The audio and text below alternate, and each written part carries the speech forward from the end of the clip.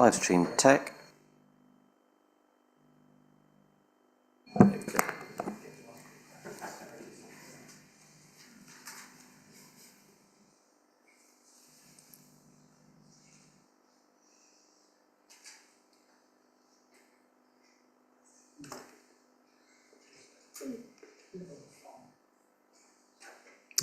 Okay, good evening everyone. It is 6 o'clock in the city of Colchester. Welcome to the Town Hall. And thanks guests, members of the public and visiting councillors. Good to see you. We're also welcoming members of the Governance and Audit Committee here tonight. They have a useful function, we hope and imagine they do, but they don't have the ability to formally make recommendations or to vote in any binary decisions, but we welcome them all the same. Okay, there are no practice alarms or evacuations planned for this evening, but if an alarm does go off, we need to make our way downstairs in an orderly fashion via the side stairs or the main stairs and rendezvous in the car park around the back of the town hall. This meeting, as you can see, folks at home, is being streamed live, which is great, so we can all watch back on it. Discreet use of mobile phones is okay. Please make sure that we've got all sound functions off if we can. Though if anyone does have a reason why that needs to be on, then make it a good one. I'm Councillor Darius Laws, and tonight I identify as the chairman of this meeting, and we'll have introductions around the table, please, starting there on my far left. I'm Councillor Alison J, Highwards Ward. I'm here as an observing member of Governance and Audit and Chair. Councillor William Sunnox, Rural North Ward, and I'm here as a member of Governance and Audit Committee. Councillor Claire Osborne, representing Shrub End Ward. Councillor Kayleigh Rippingale, representing Newtown and Christchurch Ward. Councillor Paul Smith, representing St Anne's and St John's Ward. Councillor Vanessa Moffat, Mile End Ward. Councillor Thomas Rowe, representing Rural North Ward. Lucy Bredman, Strategic Director and support to Scrutiny Panel. Miss Willits, Lexton and Braeswick Ward. Owen Howell, Democratic Services Officer. Philip Sullivan, Chief Executive of Colchester Borough Homes and Strategic Lead for Housing for the City Council. Jeff Beale, Strategic Housing and Assurance Manager for the City Council. Julia Havels, Associate Director at Savills, and here to support the HRA business plan item. Steve Partridge, I'm a Director and the Head of the Housing Consultancy at Savills. Julie Young, Portfolio Holder for Housing. Thanks, folks. We'll probably have a break this evening about 7:30 for comfort. I should have mentioned that I'm also a councillor and I represent Rural North Ward, one of the three who do. Okay, any substitutions tonight? Looks like a full house. Okay. Urgent items. Mr. Clark? None. Declarations of interest, councillors. Okay, in turn, I see Councillor Osborne first. Just for full transparency, I am a Colchester Borough Homes tenant. Okay. I'm declaring an interest. I'm a Director of CBH. I'm declaring the same interest, and we have checked with the monitoring officer that it is appropriate for us to stay and fully participate in this meeting. And please be reassured, I have checked with the monitoring officer as well on that very point, and I was very grateful about his rapid response to my inquiry, and it's all good in your capacity as CBH, you are able to be here. Okay. Chair, on that point, may I make an observation that Councillor Smith was recently a member of the executive and ultimately grew up or was very heavily involved in drawing up the HRA documentation, which we will be scrutinising this evening. Is there an element of marking your own homework in this aspect, and do we need to look at maybe finding a replacement, possibly adjourning the meeting, looking to get someone additional to act on Councillor Smith's behalf? It seems inappropriate. I mean, the Constitution basically states that no one will review or scrutinise a decision which they were directly involved in. So I think that that would be appropriate to at least get advice on and have a look at. Thank you. Councillor Young, I'm minded just to check in with Mrs Bredman first, if that's okay, and I will come to you, because can you just quote that again? Is that the Constitution? Yeah, it states that... On Mike.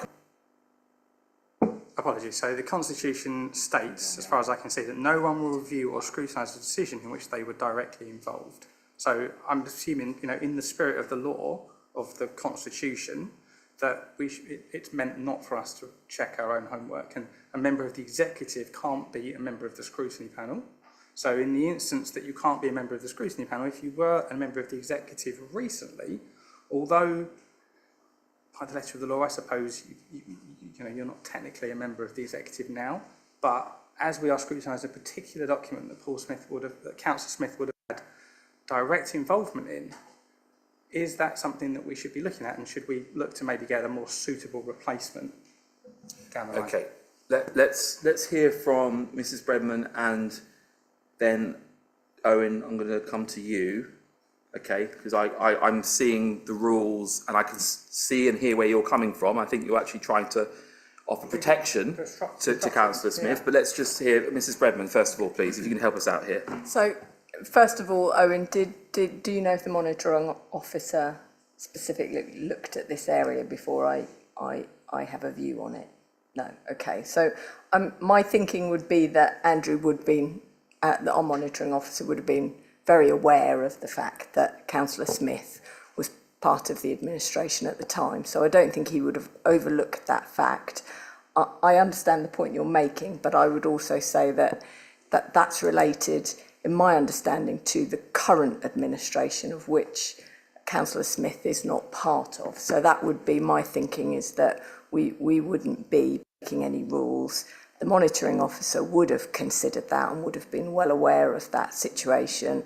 And actually, by the letter of the law, that's about the current administration rather than any previous administration. And indeed, you know, there are a number of occasions where we do scrutinise decisions that have been made by previous administrations, where members of the panel are often have been part of the administration in the past where those decisions were made.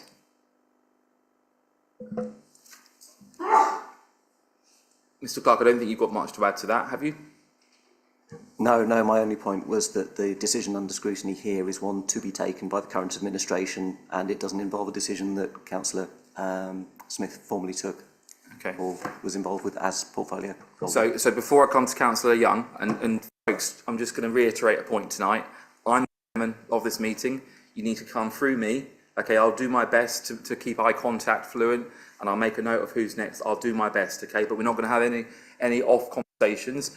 Councillor Young, I guess before you say what you're about to say, I'm going to try and help Councillor Smith out here, if I can, and yourself, in there might be a temptation for Councillor Smith to start sharing his enthusiasm for some of the work that he was previously involved with, but he will have to be mindful that the framing of tonight is very much scrutinising yourself. And I'm sure that that's going to happen, but I'm just going to say it. But Councillor Young. Thank you, Chair. I just thought I might try and help with this issue. And it's my understanding, because I have checked this, that Councillor Smith was not an architect of the revised business plan or a member of the project board.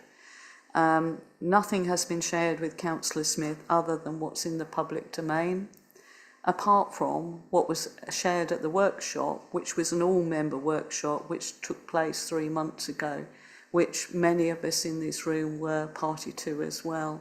So I thought those two bits of information might help you in terms of the record and the minutes of this meeting. Okay.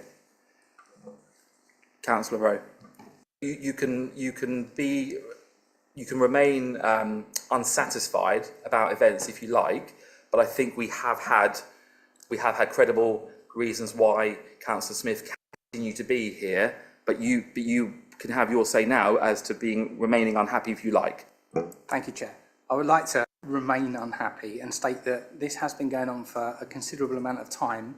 I think, 2 years or something, I think this has been in the making. So therefore, I find it, I don't know, a bit disconcerting that Councillor Smith hasn't been involved in anything that we would have seen in the last 2 years. That seems unlikely, but that's fine. Thank you. Okay. Your comments have been recorded. Before we continue, Councillor Smith, I will give you a platform. Thank you.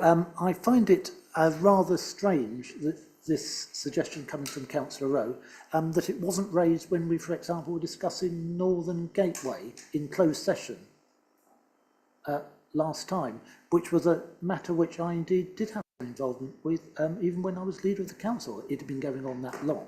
I take it as a matter of pride that some people seem to not want to have me on this panel to do the scrutinising, but nevertheless, I'm happy with the decision that you have made in the light of the comments from the monitoring officer. I would point out that if you ever had a change of administration, you might have a very interesting scrutiny panel if you applied those rules, because no one from the previous administration would be on the scrutiny panel to look at what the new administration was doing. I don't think that's a sensible idea. Okay, I'm going to make progress now. Thank you, Councillor Rowe, for raising that. I think the spirit in which it came from was a credible one. General, have your say. We have no members of the public here, so we have nothing to do on that item. Okay, great. Decisions taken under special emergency provisions. There are none. Item 8, Cabinet or portfolio holder decisions called in for review. There are none, which is good news for Cabinet. Items requested by members of the panel and other members. One of my favourite parts of our meetings, but no, I'm not able to bring anything tonight, and I don't see anyone else. So we move on to item 11, Housing Revenue Account Business Plan 25 to 55. Before we do that, we've had a statement in from another councillor. Is this right, Owen? I'm going to read this out. Okay. Bear with me. Mr Chairman, and just for the viewers at home, just to confirm that we're taking item 11 before what was item 10, the portfolio holder briefing, as we've got external guests for item 11. We are. It's a very good suggestion to do that, I think, from Councillor Smith, actually.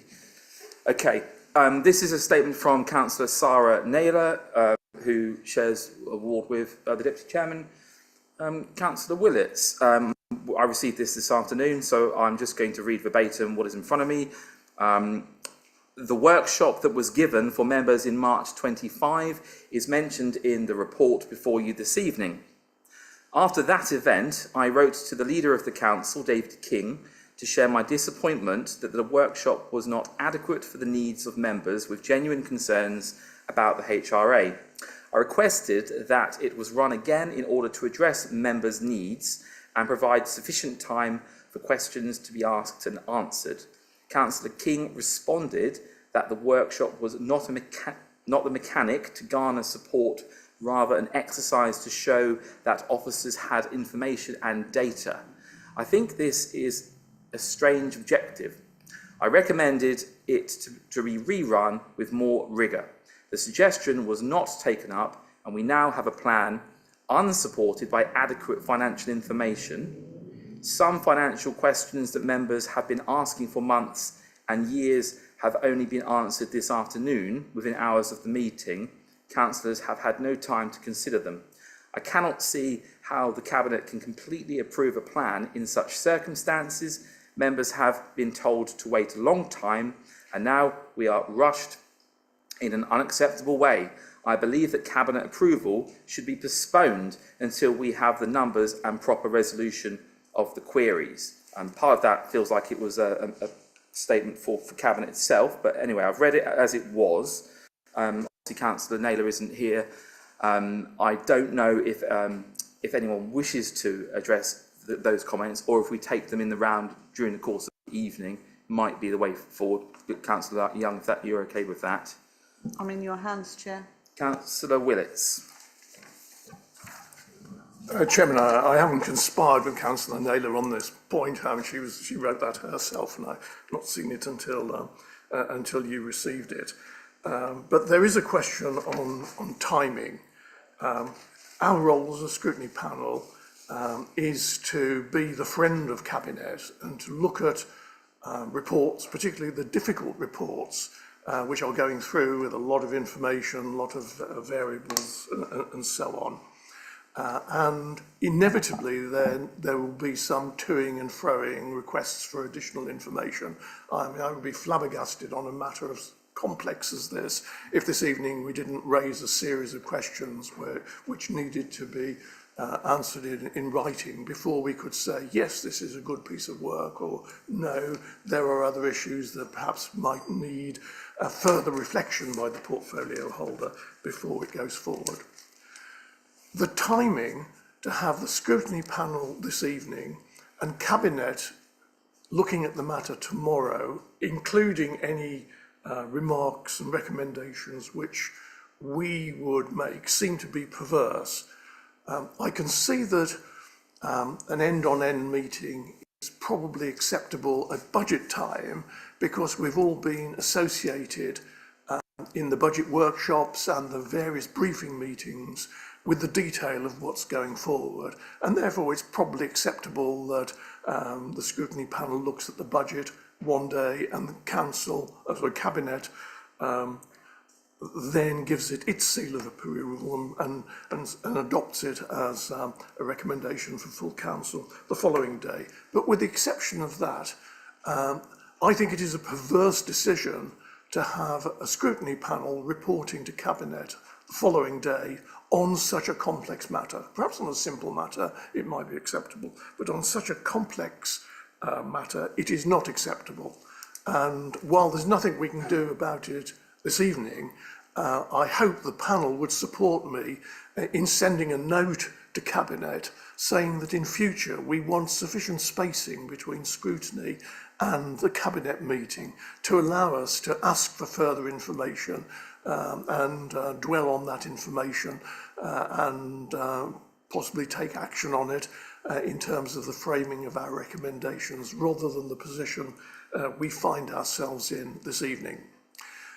I hope that the scrutiny panel would support such a note to Cabinet. And if I might continue, we had a list of questions posed by one councillor concerning issues in this report, which was answered in great detail, as it always should be, but only this afternoon, in fact almost at the close of business this afternoon. Many councillors have full-time employment. We do not spend our day in the council offices reading council documents. We are at work earning our living, paying our mortgage, and therefore to expect a long and complex answer to probing questions to be accepted just 2 hours before a meeting, given that during that time many of us will have been travelling from our place of work to the council chamber, to me, Chairman, is not acceptable. And I think that this should really be rolled in to our operating procedures, that first of all we want adequate time to look at issues that come before us, and we need adequate time to consider detailed responses which have been given when members have asked questions. And not to do both of those really is putting the quality of our scrutiny in jeopardy. Thank you. Okay.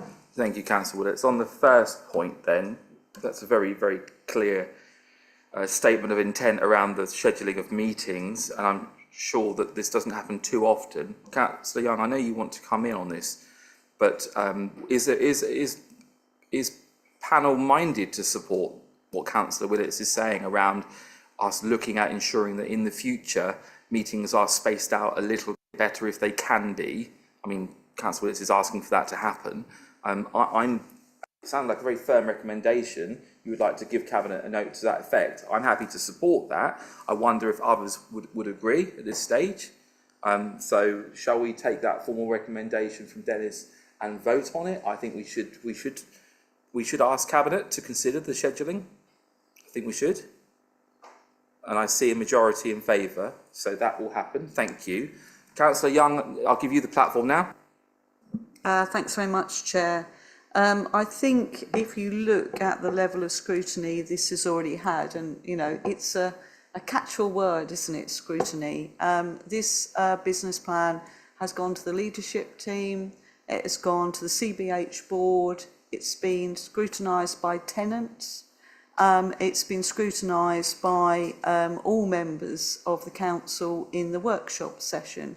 So this isn't the first time members have had the chance to see, you know, what we were leading up to in the workshop.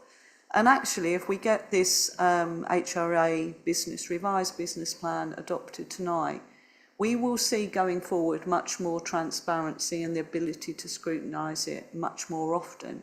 So in the future, if we adopt it, this can be looked at every 6 months, and it will be looked at every 6 months. And it needs to be looked at every 6 months, because although we've made projections in the business plan, we will need to keep alive to what changes. And we've got a lot of consultations at the moment that the government have announced that will lead to some changes going forward. We've got the decent homes consultation, energy efficiency, rent convergence. All of those things will have to be looked at.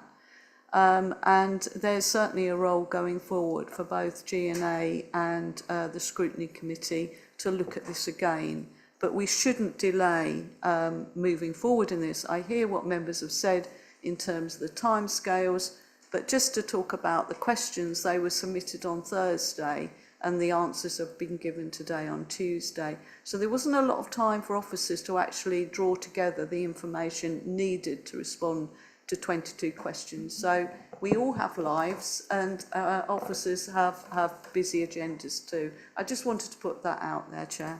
Councillor Young, I actually understand where you're coming from on that one.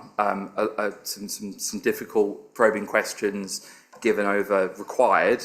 Good time to get the answers to. I get that.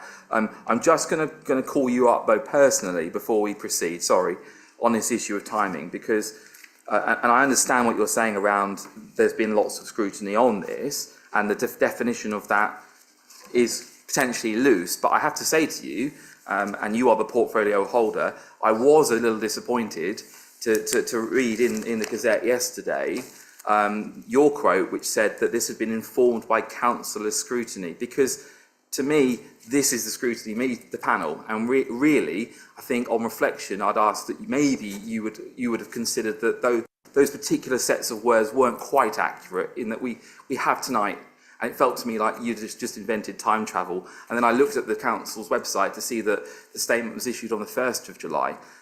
So quite a few days ago. I feel like whilst maybe council wants to get out news stories proactively, we do need to respect the committees and the timings of the committees. And I wonder if you wouldn't mind just responding to that moment of my observation and reflection. Yes, of course, Chair. It may have been, you know, seen as a clumsy piece of quote from myself, and I apologise for that.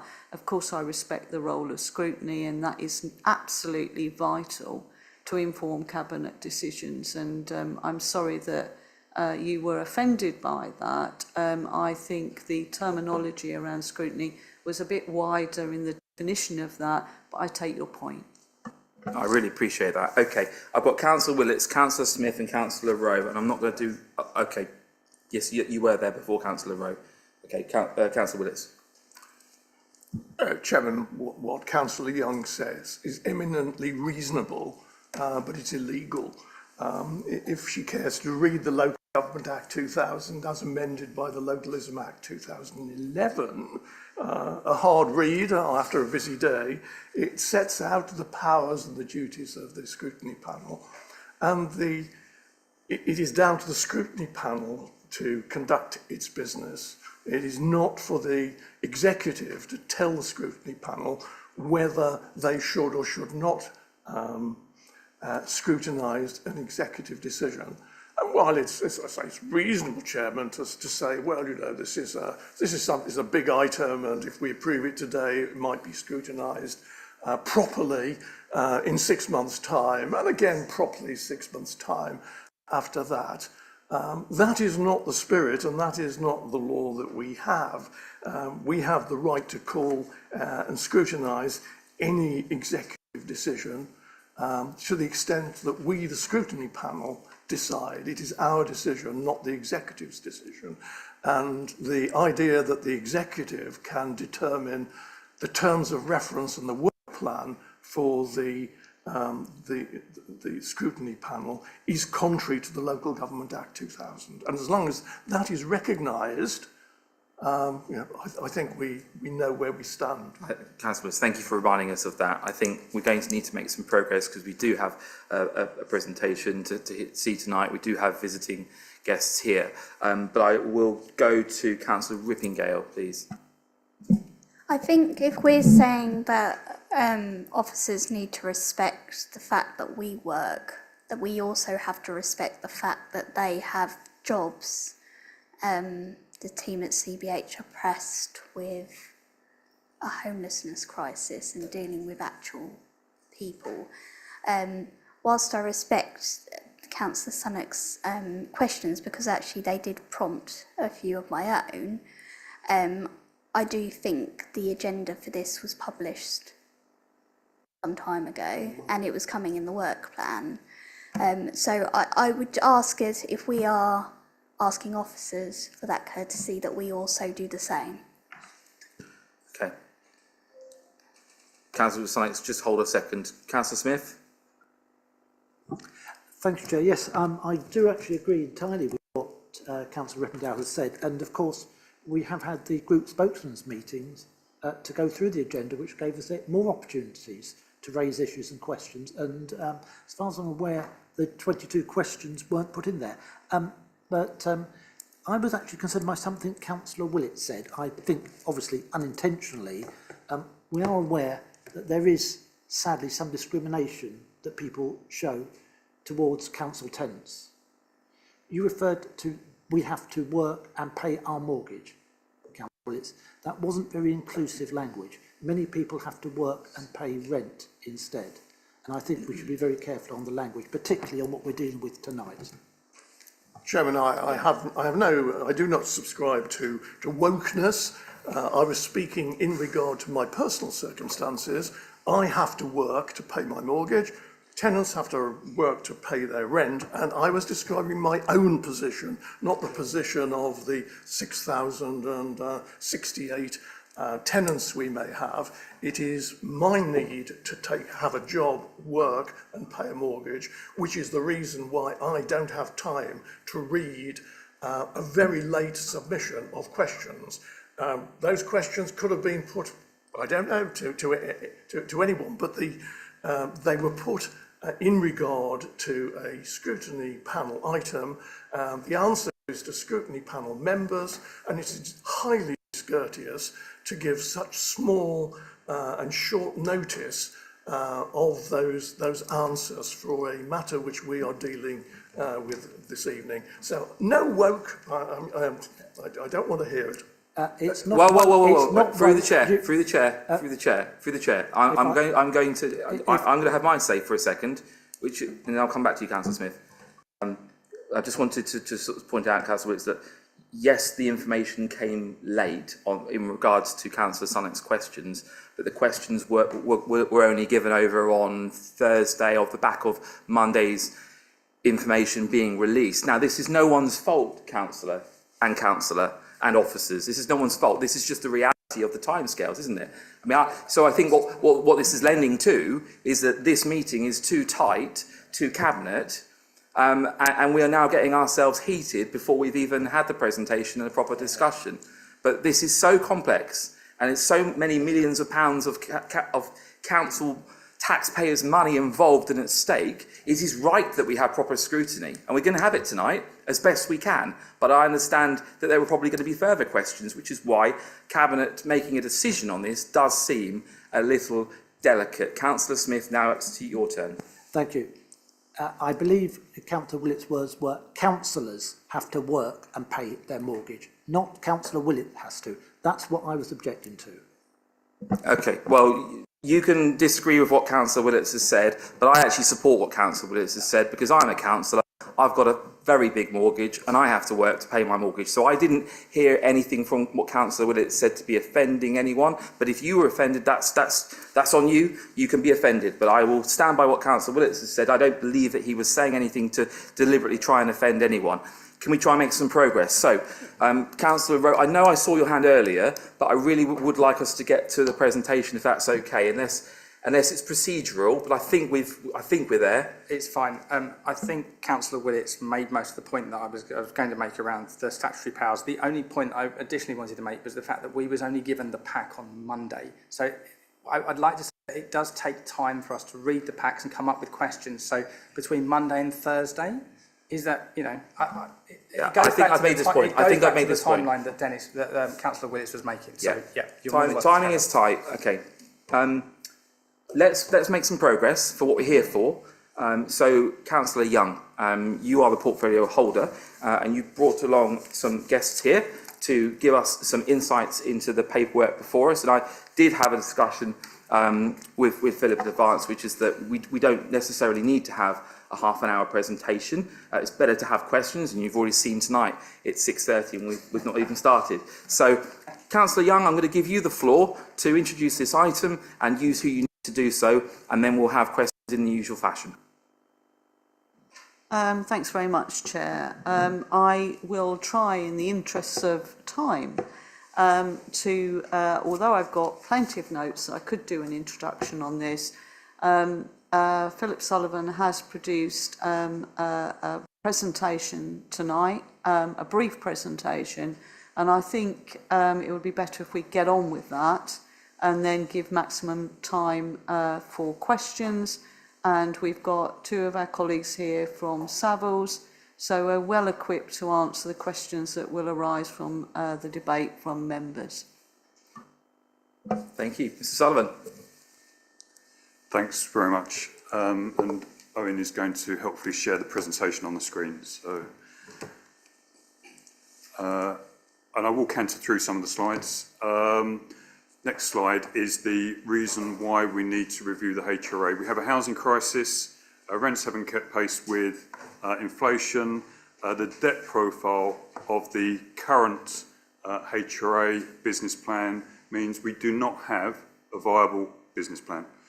Other points up there, but I will canter on, Chair, for the speed of the presentation. So the current business plan, if we look on the left-hand side there, we can see that the revenue position means that we would not be able to set a HRA budget from year 7. On the right-hand side, you can see that without intervention, debt would race away and would rise to £721 million. Again, we do not have a viable existing HRA business plan. At the workshop in March, following some detailed work by a multidisciplinary project team, we came forward to councillors and CBH board members with our position, and that showed that we would revise our investment strategy in existing homes from just in time to Decent Homes Plus. I'll go on to that in a bit more detail in a minute. We assumed CPI plus 1% rent increase for 10 years and that we would deliver 426 homes with a minimum reserve of £1.6 million. The right-hand graph there shows that our debt starts to become affordable and the provisional debt capacity exceeds the actual debt from year 10. That was the slide that went to the workshop in March. And then following that workshop, the Section 151 officer rightly commented on the reserve position. So we took steps after the workshop to increase the level of reserves to £4 million from what was £1.6 million at the workshop. And there, in summary, you'll see that the provisional debt capacity on the right-hand side exceeds the actual debt from year 11. So it pushes it back 1 year compared to where we were at the workshop. And then feedback at the workshop and over the weeks that followed was that we should look to build in some flexibility. This was part of a discussion with leadership as well. That in fact we should take an additional £5 million out of the first 5 years of investment in existing homes, but we should also look to create some flexibility. So what the chart shows here is that we've removed £5 million and the debt curve on the right hand side now crosses over in year 10. So we're back to the position at the workshop, but we have a £4 million contingency, but we've removed £5 million of spend in the first 5 years. We've carried out a lot of consultation with tenants. So there was information on the website, there were also workshops held, focus groups held. We had over 200 tenants feeding into the process. And you can see on the screen there a summary of some of the feedback. And it did depend on the circumstance of the individual household, the individual tenant. But tenants, for example, who've lived in their home for a shorter period of time were less concerned because they moved into a home potentially with a new kitchen, potentially a new bathroom, that at that time of letting was to a high standard. Tenants who have lived in the home for longer and potentially have been waiting for a new kitchen, you know, they've been in the home 10, 15 years, haven't had a new kitchen, new bathroom, were less keen to see those timescales pushed back. Key for tenants was about maintenance and repairs, but tenants supported the approach to repairing rather than replacing, although they appreciate that replacement will be required in the end. They were concerned that the changes could result in a decline in the standard of their home, cost money and affect the speed of repairs. You know, there was some very constructive, helpful feedback that we received from tenants. So in terms of the recommended HRA business plan that you have a copy of this evening, the 52-page document, it includes recommendations from an income review that took place over the course of the review. And that's around recovering additional identified service charges that we are appropriately allowed to recover, accounting for additional income from reletting homes at a formula rent, a slightly higher rent than existing at relet, and it assumes CPI plus 1% from April 26 for 10 years, and that was announced in the spending review, so that is as certain as it can be.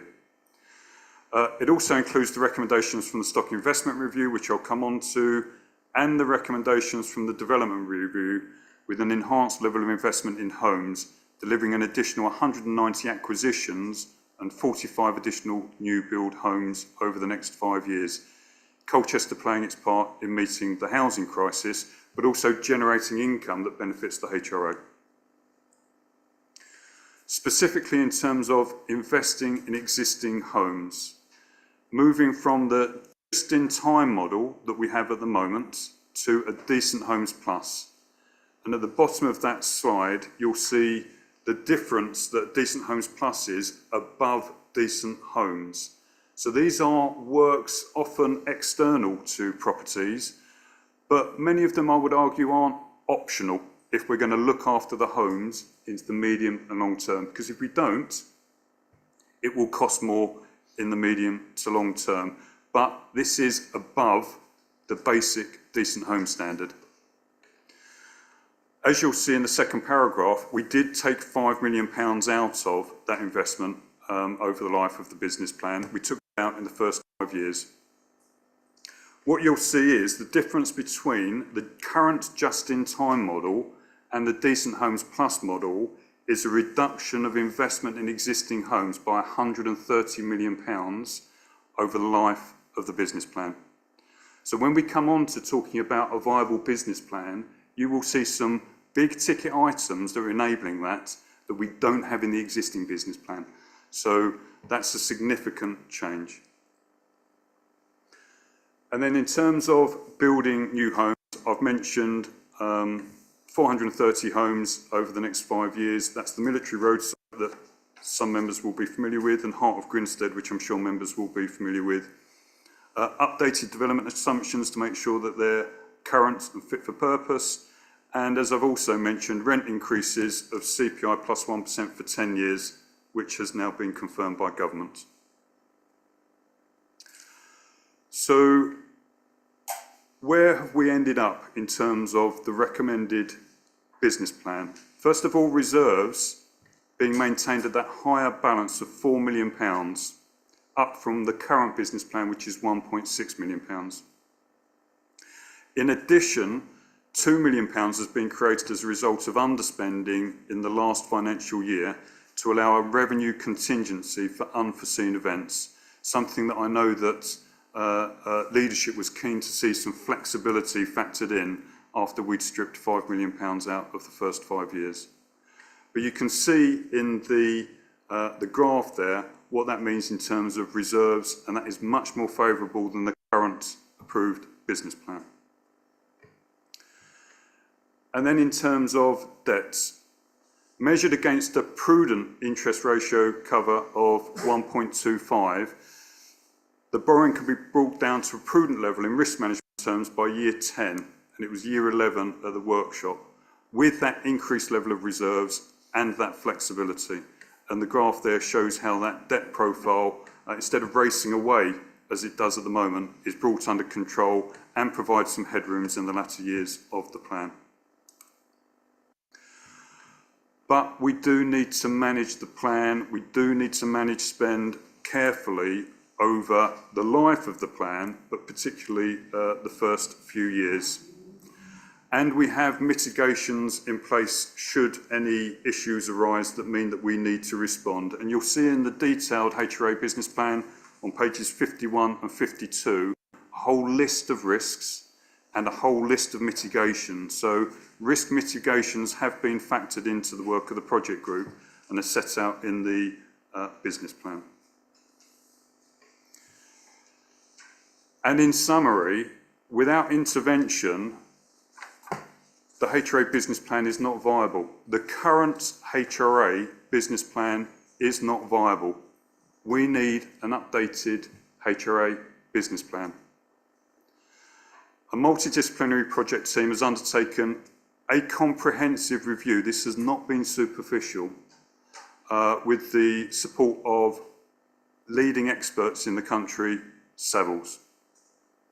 Tenants, councillors and the CBH board members have been consulted and feedback has been considered and incorporated where possible and agreed. And the outcome is a viable business plan. Risks will need to be managed. Reporting does need to be enhanced. Councillor Young has mentioned about 6 monthly reporting. That is part of the recommendation with the new HRA business plan, is that it is updated every 6 months for annual review, but updated every 6 months. Much more visibility, much more opportunity for oversight than has existed, certainly in recent years. So reporting does need to be enhanced, and that is factored into the proposed way forward with the new business plan. But there's more work to do. We also need, on the back of an approved business plan, the asset management strategy. If we do move to Decent Homes Plus from just in time, that needs to be reflected in an asset management strategy, as well as key things such as disposals and reinvestment of proceeds. Cabinet's being asked to approve the plan tomorrow evening. I'll stop there. Hopefully that's a helpful introduction and then open up to questions, Chair. That is a very helpful introduction, thank you. Okay, I will start off with Councillor Jay and work down the line in the interest of fairness for questions. But before I do that, I just have 2 bites of the cherry, if I may.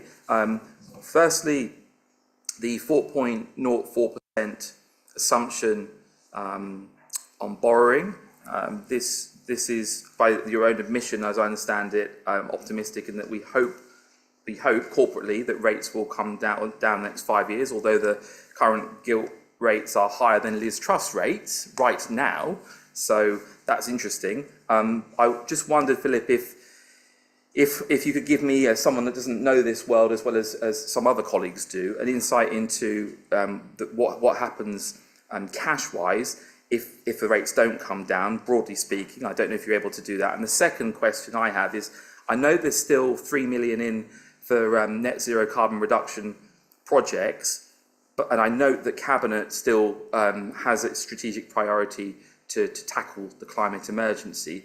But I also note your very, very clear steer in the paper that to do more would be impossible unless there was additional government or third-party support.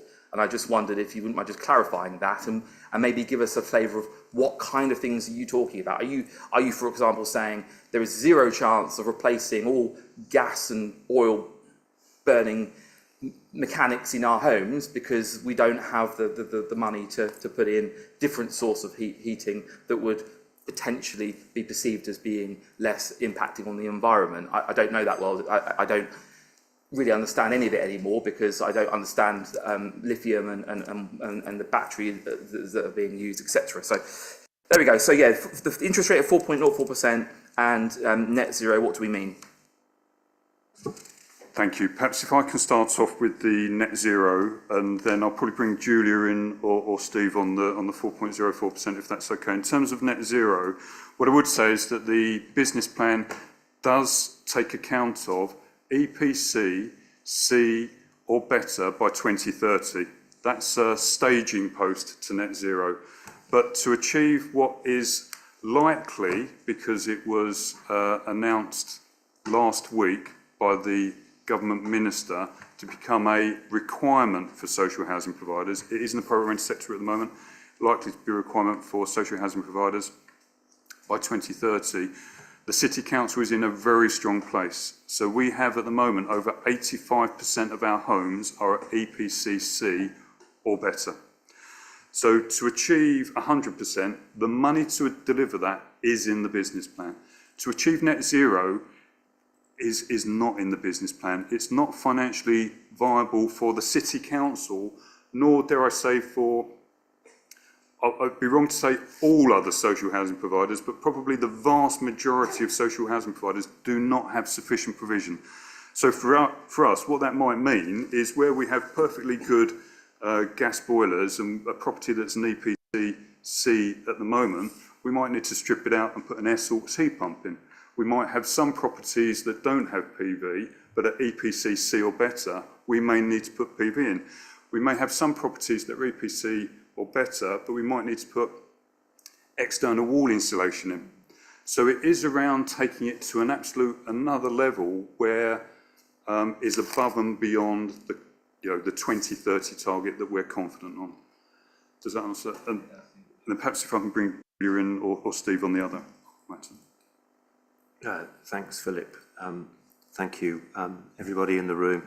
Just on the net zero point, I think it would be highly unusual to find any social housing provider's business plan incorporating a full implementation of net zero carbon up to 2050, with the existing pressures around short-term energy efficiency on EPCC, with the other priorities around decent homes and meeting decent homes and the pressures in the market. I think our feeling would be that many providers have scaled back their ambitions around net zero, and actually the regulator of social housing has probably scaled back the regulation in that area as well. As far as rates are concerned, the rates that have been used in the business plan, as I understand it, have been accompanied by advice from your Treasury advisors as a local authority, and they are very close to the market and the rates that are obtainable in the market, and they produce forecasts, and the forecasts within the business plan are projected on the basis of the forecasts that have been informed by your Treasury advisors to the Council. That said, Councillor Laws, you're quite right. Gilt rates are at a higher rate now than they have been for quite some considerable time, and gilt rates do impact on the ability of all local authorities to borrow from the PWLB. So it is a matter that the Council will need keep under regular and constant review as the market moves over the next kind of 6-12 months, and as the business plan iterations, kind of move forward. You will need to keep it under review. Thank you, Mr. Partridge. That is helpful for me. Okay. Forgive me for that, Chairman's prerogative. Councillor Jay, do you have any questions? I shall steer away from the financials. I know they will be looked at in detail by panel members, but I was just interested in the tenants' consultation. One of the things that you're quite closely bound to in terms of performance is levels of satisfaction. I know you've done an awful lot of work in CBH on repairs and replacements. You mentioned there a difference possibly in view between those that are newer in the property, those that have been there longer and are possibly waiting for repairs. Do you know what that sort of balance is in the portfolio? I know you've done a stock review and what the sort of plans are to manage the process and the sort of impact it might have on your performance. Thanks. I mean, in a really positive way at the moment, the City Council has 99.5% of its homes meeting the Decent Home Standard. So we don't have a huge amount of sort of kitchens and bathrooms that are very old because they would have been picked up. But there will be some out there because decent homes means you don't have to replace every component. You know, you can still pass but still have, for example, a bathroom that is older than you would expect it to be. So the stock is in good condition. I do think though that, well, I don't think, I know that by moving to a Decent Homes Plus standard from a just-in-time, we will definitely be installing less new kitchens and less new bathrooms, and it will have an impact on our satisfaction level. That's a trade-off to having a viable business plan and being able to build new homes for people who don't have them at the moment. What I say is really important is that we're transparent with our tenants about it. We have those conversations, we explain why, and, you know, we have a really a positive working relationship so that they will, may not agree, but hopefully understand of the reasons why we're doing that. Happy, Councillor Jay? Okay, Councillor Sunnox. I imagine you have some questions, but not 22. But yeah, well, I feel my questions are important questions, and I don't particularly appreciate it being suggested that I'm asking too much. This is the biggest asset that the council owns, and this plan is to double our debt, okay? So I think it does need some scrutiny, and I take issue with the idea that scrutiny has been adequate. Just don't think it has. The plan came out last Monday. I managed to go through it and come up with some sensible questions. And you may say it's too detailed, Chair. I don't agree. No, I did not say that. Yeah, I acknowledge they're very good questions. I'm just saying right this moment. I come up with... No, Councillor Sykes, give me a second. Right now, if you have a number of questions to help members, everyone here, can we do them in small batches, is what I'm getting at. I was not questioning your right to have many questions. Yeah. Just let's tighten it, and if we need to keep going for a while, we can. But this thing has been built up over the last 2 years. We promised that we'd have appraisal assumptions would be dealt with, the cost benchmarking would be dealt with, the debt would be properly dealt with, the management, the accounting would be addressed, and the governance vacuum would be addressed. And a lot of that just hasn't happened. So it comes up, we only have a week to look at it, we ask the questions, we get the answers for us. I'm sorry, I couldn't cope. I couldn't go through all those answers this afternoon. Now, why substantively am I worried about it? First of all, I think our accounting's wrong. I don't think if we had an audit, I don't think it would pass. And I think that it's going wrong somewhere around the way we're depreciating those repairs. And it comes out loud and clear in this plan where we show 233 million, I think, of capital expenditure over the first 5 years. And we're only showing an increase in depreciation by 1 million a year. Now, a lot of that capital expenditure is being charged around the houses and through this and into that and out of the other and put through reserves without ever going through the P&L account. And I think that's, I'm a chartered accountant, 40 years standing. I think it looks wrong. And I've been asking about it for ages and I still haven't had an answer. I was told there was going to be an answer in this review and there is none. Okay? So I don't think we're looking at that correctly. And it's fundamental if we're not, because we might be running in, it won't matter so much for the 30-year plan because depreciation is just an accounting entry, but it will matter legally in the individual years. And we might be, if we were depreciating our stuff properly, we might already be showing a deficit. So I'm worried about it, and I think it needs to be addressed before we adopt the plan. This also plays into the management costs, where I've been looking at the accounts just for the management and supervision costs, been looking at the accounts and comparing them to other neighbouring entities that are also managing social housing, and ours are well out of line. Savills have come back and said, oh no, you're very cheap. And so I've had a quick look, I haven't been able to go into their answer in detail, but that came at 1 o'clock today, 1:43 today. I've had a look. It looks as if what's happening is that Savills is looking at management and repairs all together as one thing. Now, and they're saying, oh, you're very cheap on that. But I think we're not. I think what's happening is that we're capitalising more of our repairs.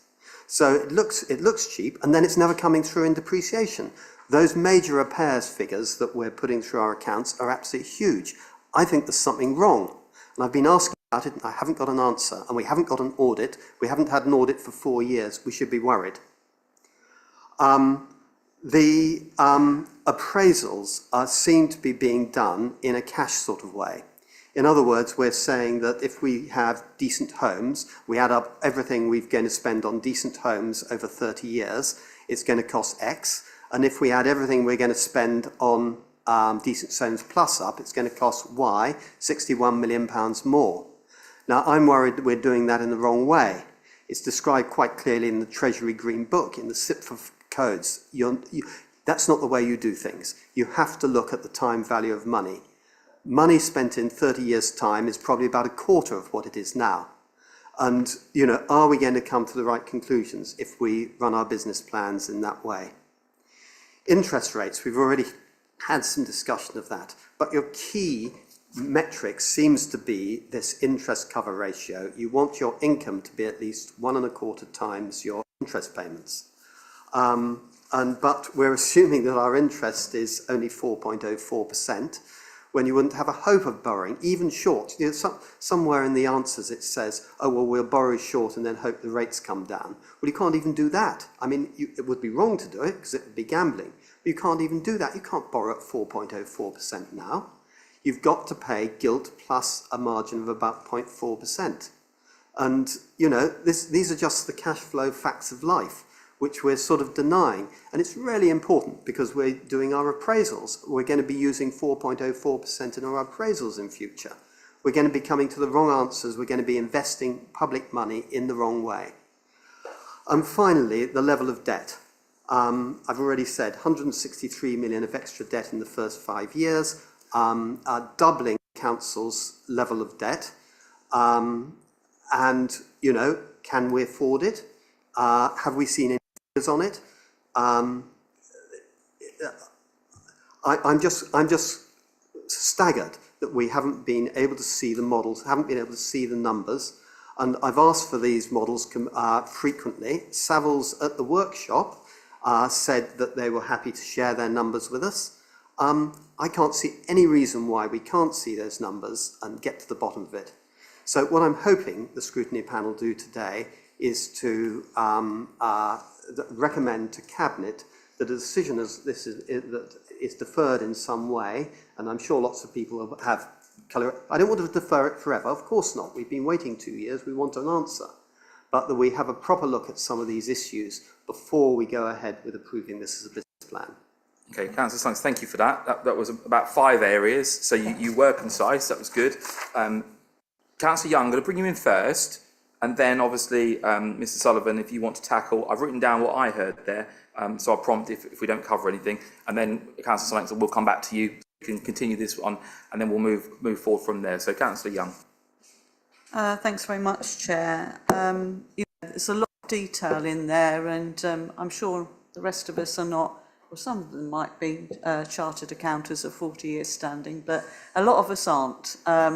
But what I will say is that there has been external support with this HRA business plan review, and that is in the line of Savills, and they support 40 other authorities with their HRA business plans. So we have got expert opinion here, and I just wanted to reassure other panel members that that is the case.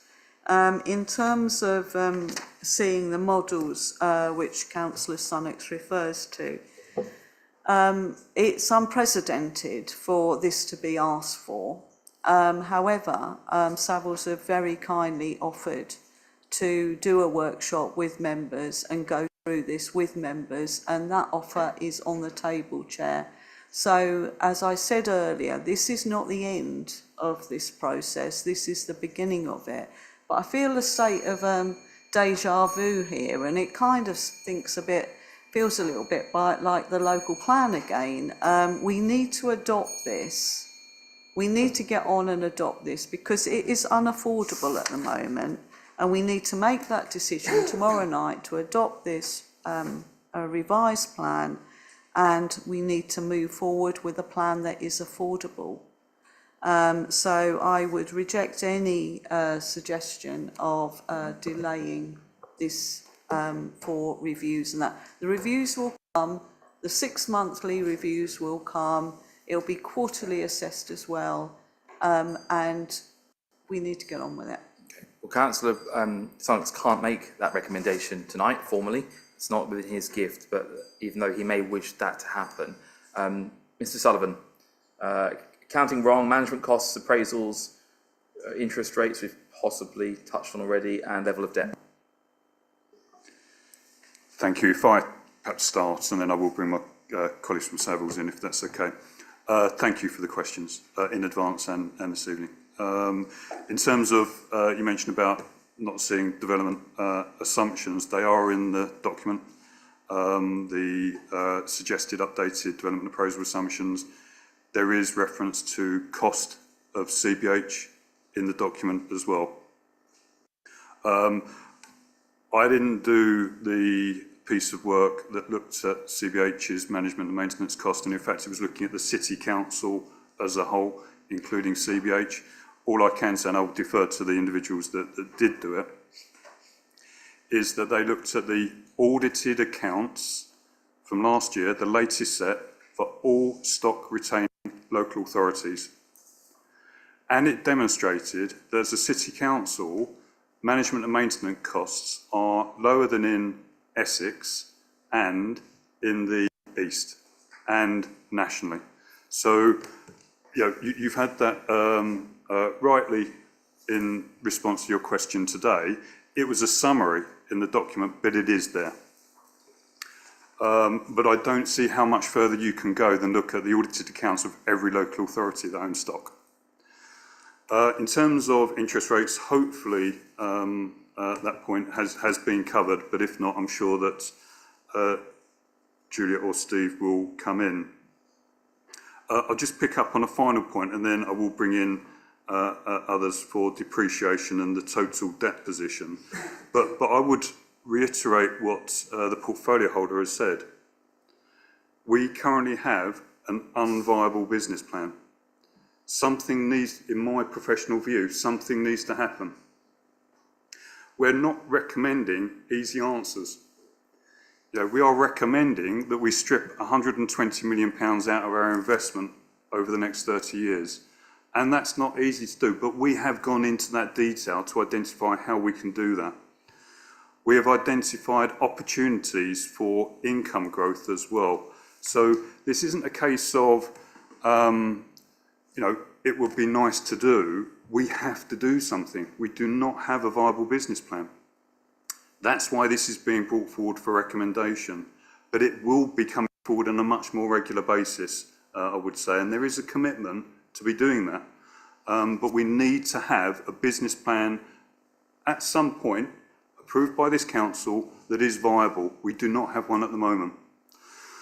In terms of the depreciation and total debt, I could have a go, but we have experts here, so I'll defer to Steve and to Julia.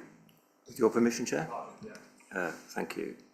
So just on the management and maintenance and operating costs, Councillor Sunnox is quite right. We tend to look at management and maintenance together because all 158 local authorities with stock do slightly differ in the way in which they account for management and account for maintenance. So the management of the repairs service, for example, or the clienting of the CBH repairs service, here is allocated to management. In another authority, it might be allocated to maintenance. So we do bring them both together in order to make that comparison, to remove those accounting anomalies.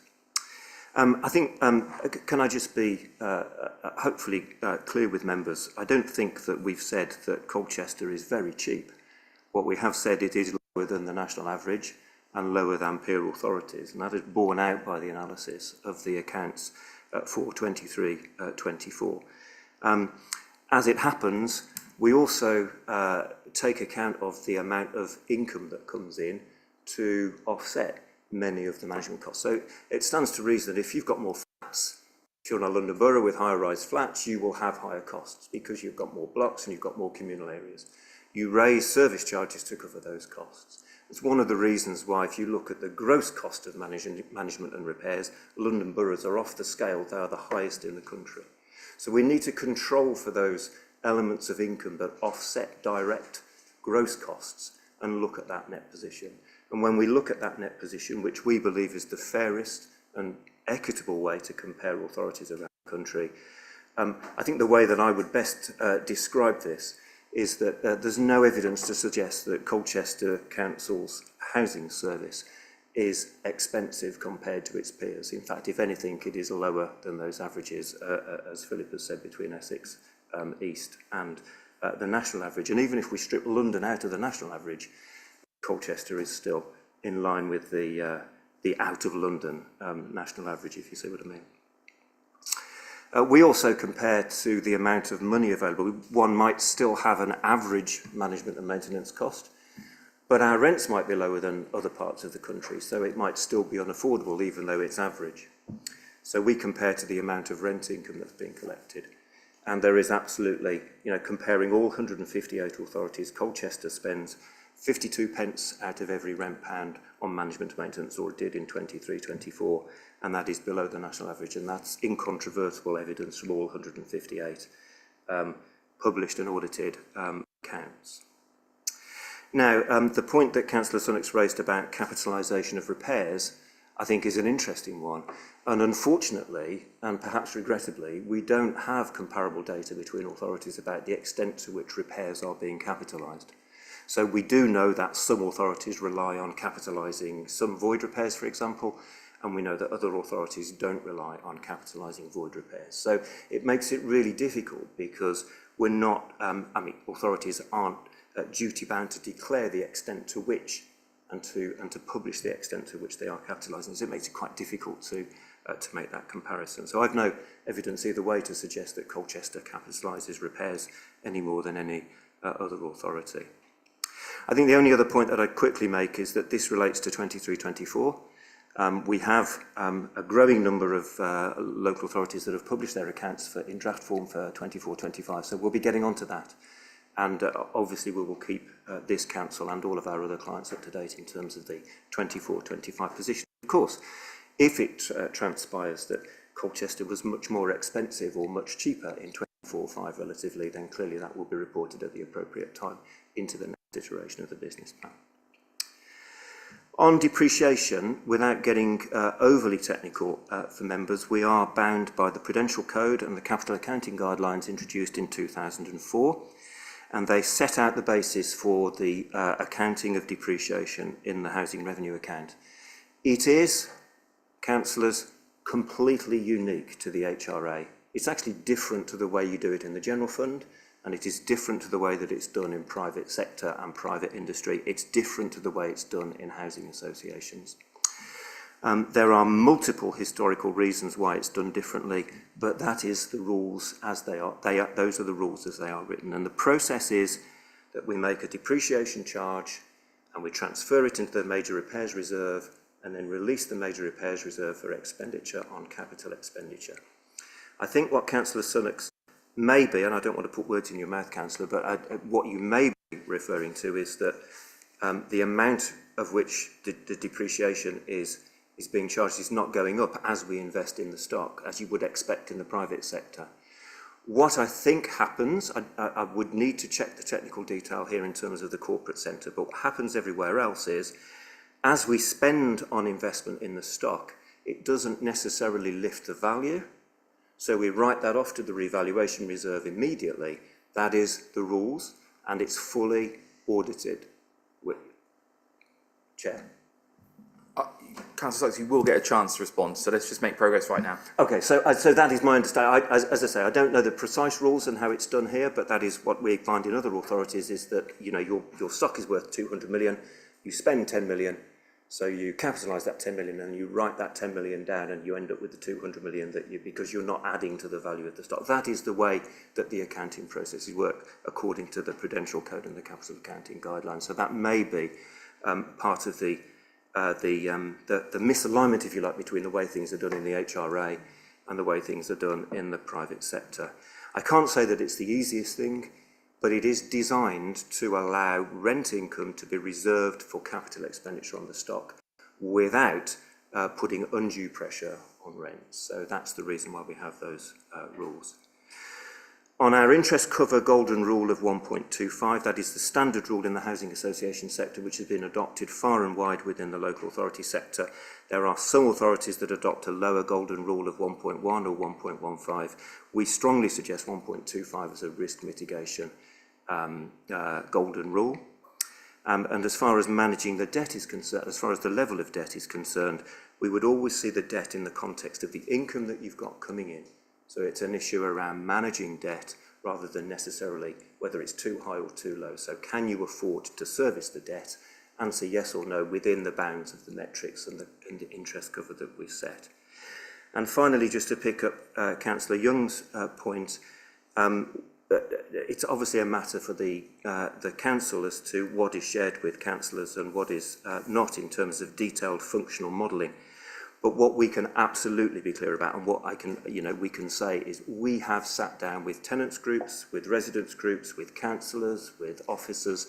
We've sat down around a table very similar to this, and we've put the model up on the screen, and we've run it in real time so that people, stakeholders, whoever's in that workshop session, can get a grasp of how the different figures fit together. And of course, we could run that for Colchester as we have run it in many places around the country. Thank you. Mr Sullivan, do you wish to add anything at this stage? Okay. Councillor Lanks, I will let you come back on some of what you've heard, and then I want to make a way around the table to give everyone a chance to have their fair say, please.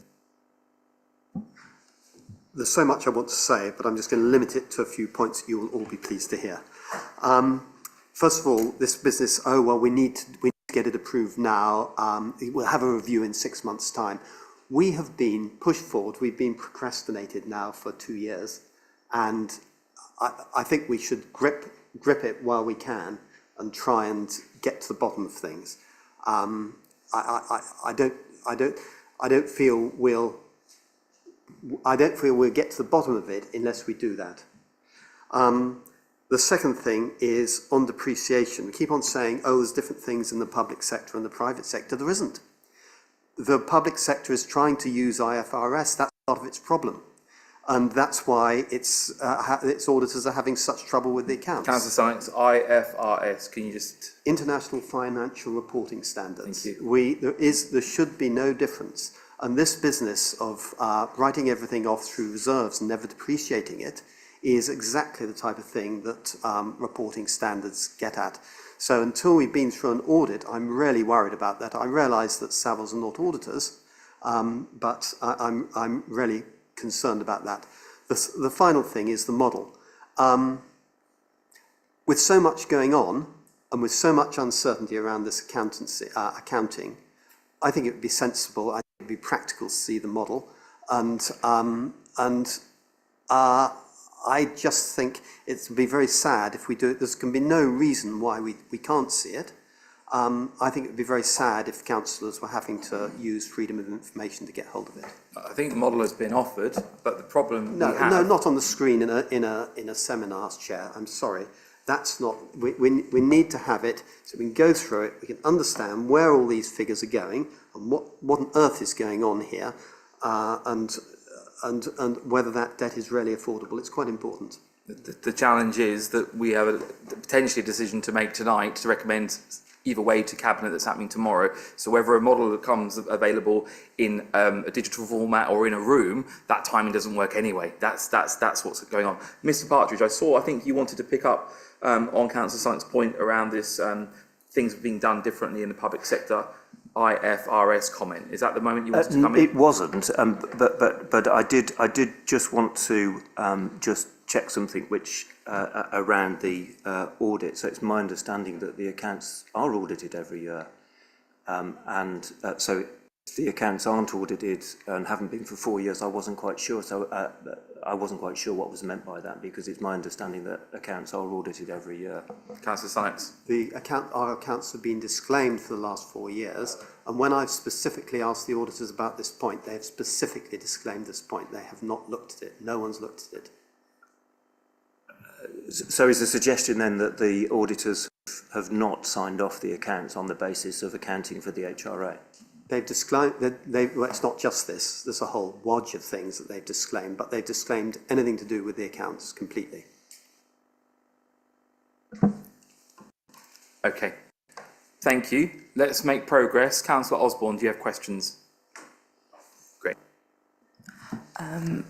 Before I ask my question, I would just like to say the level of resident engagement Colchester Borough Homes has with its tenants is fantastic, and I think it's absolutely right that tenants were involved with this process.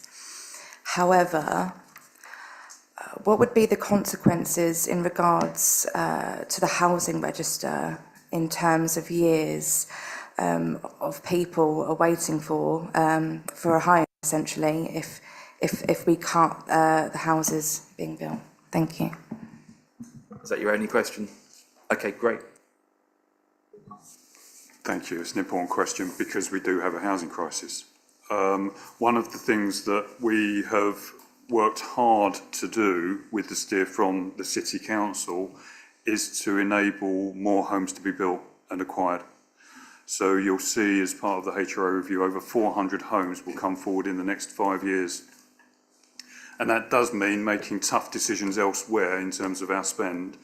But actually, in the latter years of the business plan, that income coming in is favourable. So it's tough decisions up front to spend the money to build the homes, but it benefits the business plan later on. So those 400 homes, when we have about 2,500 households on the waiting list at the moment, will help.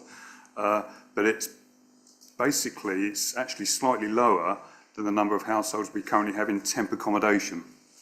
So there is more that we would all want to do, but we've had to find the balance between investing in existing and new homes. Thank you. Okay. Councillor Rickinger. Sorry, I have more than one question. I just also want to raise that the board has given this a level of scrutiny. We are critics when we need to be, and that there are independent board members and tenant board members. So even if you take out the interests of our political leanings, there are people to keep us in check, as I like to say. So my first question is, can you reassure the panel that given the additional funding announced by the government, that makes the HRA more robust? What does that do to the impact on the debt capacity, and is it still at year 10 that we see the debt capacity crossover? Can you explain to the panel the impact of the rent conversion that's coming down the line on the HRA, and when we're likely to see the impact of this on the debt capacity within the business plan? Given the regulatory changes we are seeing coming down the line actually this year with Arab's Law and further consultation on Decent Homes 2, can you outline the risks of not adopting the Decent Homes Plus standard at this time? Can I ask what the industry standard for reserves is as a percentage? Are we at a more prudent level than our Eastern region benchmarks? Do we have any indication of how many properties are likely to be disposed of in the first 5 years of the plan, therefore impacting the financial position of the plan? And is there any funding to help with further decarbonisation being sought that could pick up some of the slack in the HRA? And also, just sort of building on Councillor Osborne's point, is if we don't build those additional homes, have we looked at the increased levels of costs and levels of enforcement that would be needed in the private sector given that there's higher levels of regulations coming through in the Renters Reform Bill? That's me. Thank you. Good set of questions. I'll try and jog if we don't get them all covered, but over to you, Mr. Sullivan. Thank you for the questions. In terms of the reassurance on the additional funding coming through from government, we've been really carefully tracking it, and not only through the spending review on the 11th of June, all of the discussion around rent convergence, which is a consultation published last week, we're tracking. So the additional revenue coming forward, CPI plus 1% for 10 years, is factored in. Rent convergence isn't factored into the business plan. What I would say is that in anticipation of the potential for it, we know what it would do to the business plan. So we know that it will mean that the debts cross over, so the provisional debt capacity comes in line in year 7 as opposed to year 10. We haven't factored it in yet, but it is good news. I'll give a counter to that in a minute because there's been a lot of government announcements in the last couple of weeks. In terms of regulatory changes and the risk of not adopting Decent Homes Plus standard, I think a key thing is that there is again, in the last week, government consultation has commenced on a new Decent Home standard. Because we are recommending a Decent Homes Plus standard, we are factoring in an element of flexibility, which means that when the new Decent Home standard does come in, because it will, it means that we haven't cut it down to the bone, and means that we have got some capacity in the business plan to respond to those changes. So I think it's in my view, it's a very appropriate, prudent approach that's being taken, because there are changes coming. We could cut the business plan right down to decent homes, and then we will have a difficult position potentially in the years to come. I would briefly say on decent homes, the new Decent Home standard is, whilst the consultation is now, whilst that might kick in soon, actually the requirements to have those new standards may not be for about 8 or 10 years. It will be phased in over a period of time. So I don't think we should be alarmed about it from a business planning point of view. But you're right, we need to be alert to it. And the fact that we've got Decent Homes Plus factored in means that we have, it's almost a risk contingency that we factored into the business plan. In terms of reserves and average, my colleagues will tell me if I'm wrong from Savills, but my expectation is that normally it's about 10% of turnover. So for us, it would be about £4 million. What I would say is it's been probably a bit too low. We've had it at 1.6. I think what we're doing is we're putting it to a position that is appropriate and in line with similar organisations, similar local authorities. Just to add to that, we have factored in a £2 million additional flexible reserve in response to leadership's suggestions that we do need some capacity where we've stripped some additional money out. Level of disposals in the first 5 years, we will have made some assumptions in terms of right to buy, which I'm expecting to go down, again, because of recent government announcements, literally in the last week. But in terms of disposal of existing homes, we haven't factored them in. What I would say is that as part of a next step, and it was referred to in the presentation, is we will be updating our asset management strategy, and as part of that will be disposals and reinvestment element. This may be too much detail, and please pull me back if it is, but we prior to doing this piece of work, had probably about 700 homes that didn't work financially for the business plan. They had a negative net present value. They were costing more than they were adding. But actually, because of some of the decisions that we're recommending, and because of some of the government announcements, I'm expecting that 700 to shrink quite significantly. The reason being that we are spending less on them and we're getting more incoming because of the CPI plus 1. But we are going to be including a disposals element of the asset management strategy. And then that will be linked to reinvestment in more homes as well, is the direction on that. More decarbonisation funding. I think the government, in fact, previous government and this government have been supporting through the Social Housing Decarbonisation Fund and other sources of funding. I think there's potential for that. What I don't think we should do is assume that that will in any way be the answer to net zero. I think it will help out a number of landlords who are behind the curve on EPCC. We're in a strong place. We are using social housing decarbonisation funding at the moment. We have secured some of that. And if we don't build more, the cost of enforcement in the private rented sector, I think you're absolutely right. So the cost of enforcement in the private rented sector hits the general fund. It's a busy area of activity at the moment, private rented.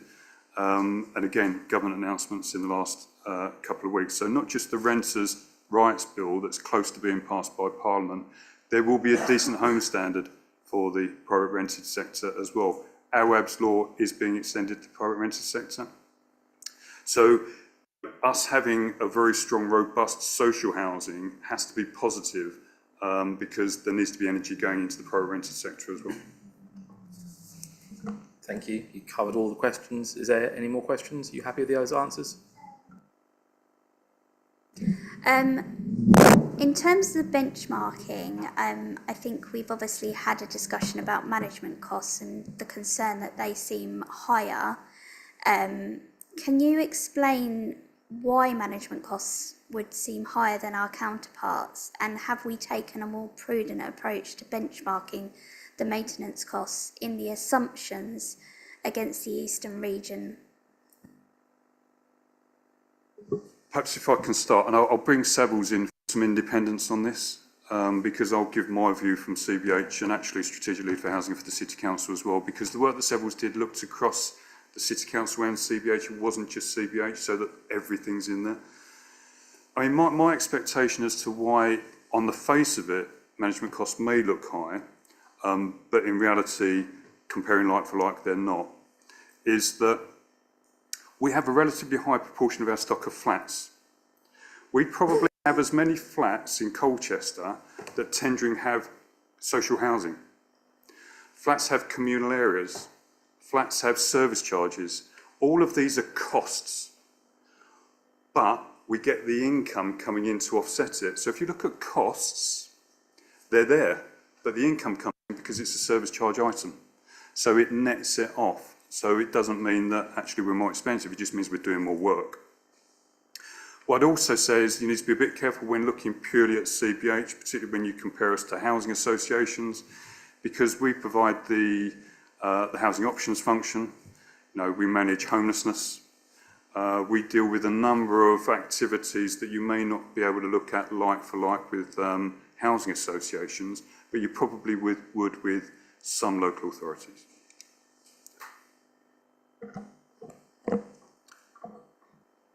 Anything to add, Mr. Partridge? Okay, right, thank you. Councillor Smith. Thank you. Fortunately, a lot of the points I was going to raise have already been covered by my colleagues. I would like to ask a couple. First of all, there's been some suggestions that Savills figures do not relate to what some other councillors think are the ones. Could Savills give us some idea as to who they are in the industry and their degree of qualifications and support they've got, as to what sort of organisation you are? Are you the largest? Are you the smallest? Etc., that sort of thing. My second question is on the assumptions on rent increases. We've gone for CPI +1 for 10 years. What assumption have we made after that 10 years? And the third one is, I understand CBH do actually produce accounts which have been audited and signed off. It's just the City Council's accounts that aren't there. Could you confirm that I've actually understood that correctly? Let's do the last cheeky question first. Mr. Sullivan. Yes, they're signed off every year and there've been no issues. Thank you. Thank you. Okay, Savills and then rent assumptions. So rent assumptions after 10 years reverts back to CPI only, and that would be in line with government policy as it currently stands. So there's a small number of authorities that we work with that have assumed CPI +1 rent increases for 30 years, and that probably says something about the need that they, to generate income in order to do what they need to do to meet their minimum standards. So I lead a affordable housing consultancy team of 20 people working out of Margaret Street in London as part of the wider affordable housing division of 140 people. We conduct surveys of social housing stock and have surveyed around about 65% of social housing stock over the last 25 years. We undertake valuations on behalf of funders for housing associations. We undertake treasury management functions for housing associations to refinance and to refinance bank lending and to issue bonds. We have a development and regeneration team which we use in consultancy to benchmark our development rates and to make sure that we're reporting advice to clients around the country on what the latest costs around development are in the market. From a consultancy perspective, myself and Julia support around 40 local authorities with the development of their business plan, ranging from the provision of the model and the population of the model all the way through to external strategic financial advice. I also, from a personal perspective, CITFA's, the Chartered Institute of Public Finance and Accountancy, so I lead advisor on for the Housing Advisory Network, and a former member of the housing panel at CITFA, which was unfortunately abolished by the powers that be at CITFA a few years ago, much to many of our chagrin, actually. I think that when people come to us, they come for the full package of strategic financial advice as well as the modelling. If they go to our competitors, and I respect my competitors, our competitors of many, many years in the sector, you probably get the modelling from them without the strategic financial advice.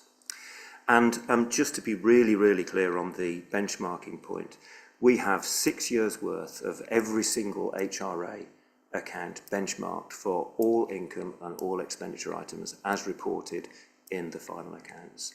So it's the most extensive database of information that we have looking back over the past, if you like, because it's published accounts. And hopefully that provides reassurance and assurance to members, not just here, but across the country who we work with, that we're providing, the soundest possible advice at all times. Thank you. That was a very impressive list of qualifications. Thank you very much. I was interested, you said that on the CPI question, some councils are actually going for CPI +1 for up to 30 years. In general, are the assumptions that we've used more conservative or more advantageous to us compared to the other councils that you've looked at?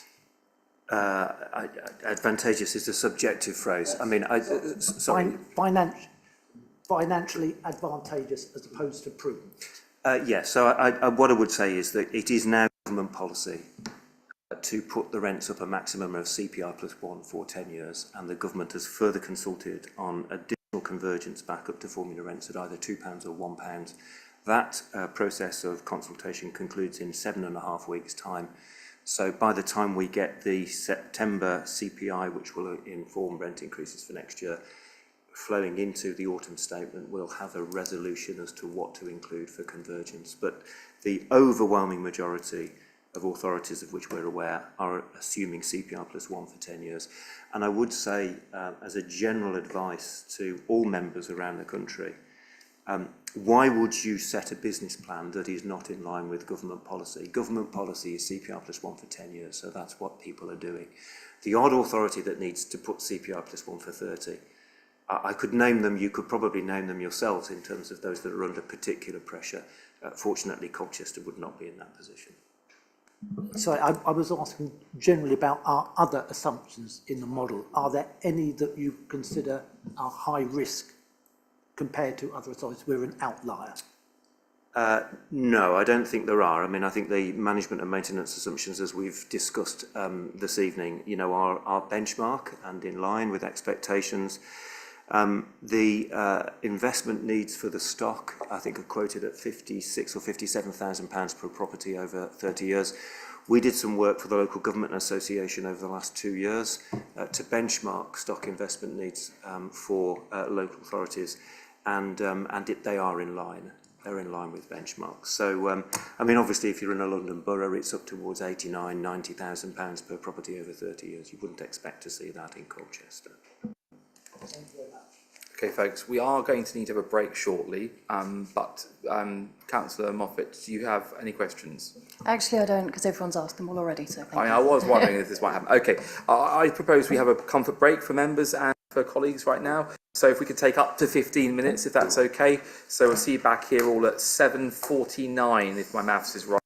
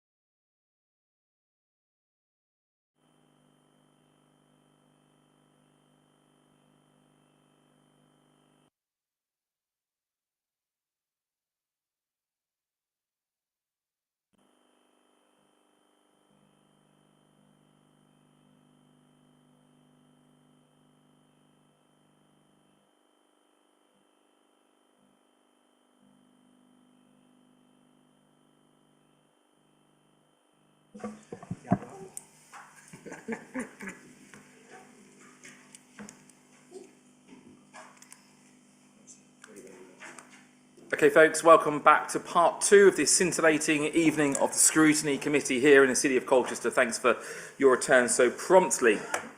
Right, what we're going to do is continue with the questions, okay? I have to say the level of questions so far has been amazing, and the answers have equally been very, very amazing. I'm very happy with what we're talking about. Councillor Rowe, you are next, and I will say the same thing to you that I said to Councillor Sunnox. I don't mind 22 questions, but please, if we perhaps not all at once, if you do have that level of questioning, so that folks can note down what you've asked and we can get responses. Over to you. Thank you, Chair, and I appreciate that. Fortunately, I think that the panel has been excellent this evening. A lot of my questions that I've already wanted to ask, the sort of technical side of things, I think have already been posed, so I will not re-ask those questions. I don't see the value in that. I would like to sort of start by making sort of a wider point around this, which sort of feeds into effectively what Councillor Willett said at the very beginning. I'm pretty astonished by the whole sort of framing of the conversation and the way that we're provided this information, Chair. We're effectively being told to approve this because we don't have a viable business plan. And this has been in the making for 2 years. It's not as if, you know, we haven't sort of asked for certain amounts of information from the administration. And effectively, what has the administration been doing in this time? I mean, you know, we're effectively saying that the administration has been asleep at the wheel, and the administration's incompetence is not a reason for us to just wave through £163 million worth of borrowing to bail them out of a particular crisis.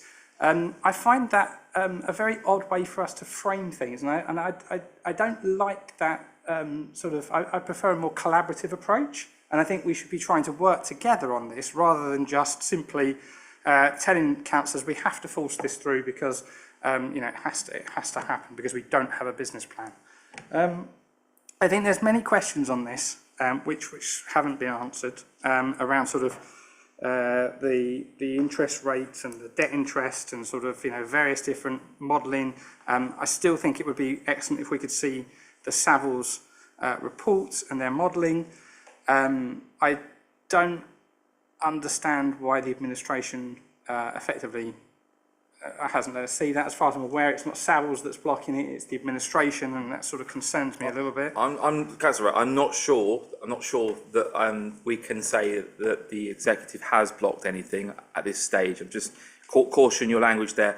We have had the offer of looking at the model, but the problem is we're being asked to make a decision tonight having not seen that model, and that goes back to the central point around the timing of this scrutiny and how it's leading into cabinet, which I think some of us have strong views on. Sorry, Councillor Rowe. No, 100%, that's fine, and I accept that, and that's exactly my point and my concern is the fact that we're being asked to look at something without the full amount of information in a very short period of time. I mean, given the scale and the complexity of sort of, you know, of this whole thing, it's a long-term financial implications of the HRA business plan. I mean, would it be not more prudent for us to establish a task and finish group, dig deeper into this, understand the full financial model, the discrepancies, some of the very salient points that Councillor Sunnox has put forward, you know, discrepancies in interest rates, the concerns raised, etc. You know, I think that's probably somewhere where we should go, and I would be interested to investigate that. I do find it also very concerning that we, as a council, although I've never voted for it, we have claimed a climate crisis, but then we're not willing to fund the recommended improvements, which I think you made at the beginning, but as a point. But I do find that a very odd point that we say it's a crisis, but we won't fund it. So that's a very strange position for us to be in. Yeah, I mean, they're just sort of the general points around where we are on this, and I think I can probably leave it there, Chair. Okay, Councillor Young, I thought you might want to come in there, and maybe you wouldn't mind touching on this climate emergency, since as you are a member of the executive, and this committee in a previous iteration did make a recommendation to Cabinet to perhaps, I can't remember the precise wording, but it was words to the effect of really re-evaluating whether or not Cabinet would wish to ask Council whether or not we do believe in a climate emergency, because as Councillor Rowe has just demonstrated, or I observed, we are this evening being asked to look at something in which we are not addressing a climate emergency. And I'm not saying that's right or wrong, but it's clearly not in kilter with Cabinet's strategic priorities. In no particular order are those strategic priorities. Councillor Young. Yes, I think that point has really been answered, but it is a matter of needing additional government support to actually achieve that. I think Philip Solomon has indicated that we're over 85%. We're actually at 88.54% of homes EPCC or better. So I think that counts for a great deal in terms of that. I do have to declare personal interest as a member of Colchester Community Energy Company. But, you know, this is an important area of work, and it's something that I think the council and the administration would want to actually see some resolution for, but we do need additional help from government to achieve that. And actually, I think, you know, in terms of benchmarking against other authorities, Colchester housing stock is in a lot better position than a lot of authorities that are further away from finding a resolution than we are. In terms of the model, we haven't seen it, we're being asked to approve this tonight.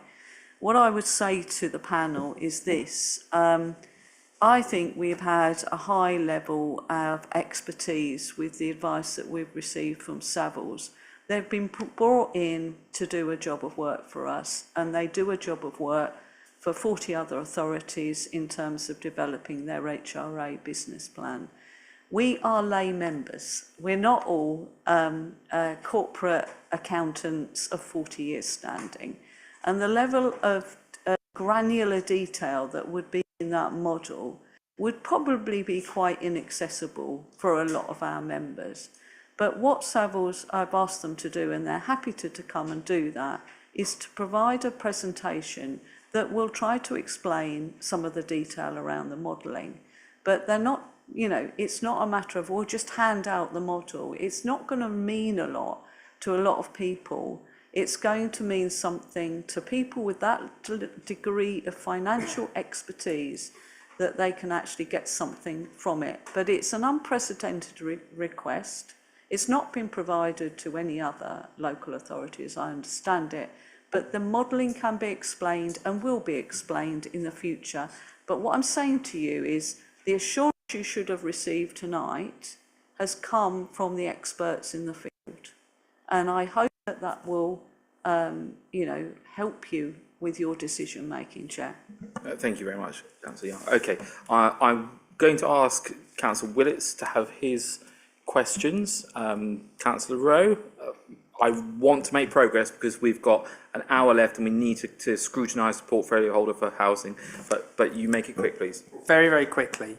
I appreciate Councillor Young's response, but I just want to say, you know, we've been in this situation before where we've been asked to trust the administration and the professionals, and from experience, I know where that's left us. And there are a number of fiascos that we've ended up in, which is why I have a concern simply just putting my trust in whatever we say, the professionals say. Okay. No, Councillor Willits, you have the floor. Chair, well, all the detailed questions that I was going to ask have already been asked and have been answered exceptionally well, so there's no point in repeating those. However, I do have a fundamental point which has not been fully addressed, but which relates to this modelling issue. It is quite clear to me that this is a highly complex issue. The mechanism that supports the proposed HRA business plan is not simple. And I think this paper shows it is a complex set of interrelated variables to which we allocate values. And we know that if we want to build a few more houses, somehow or another the model affects our lending and our ratios.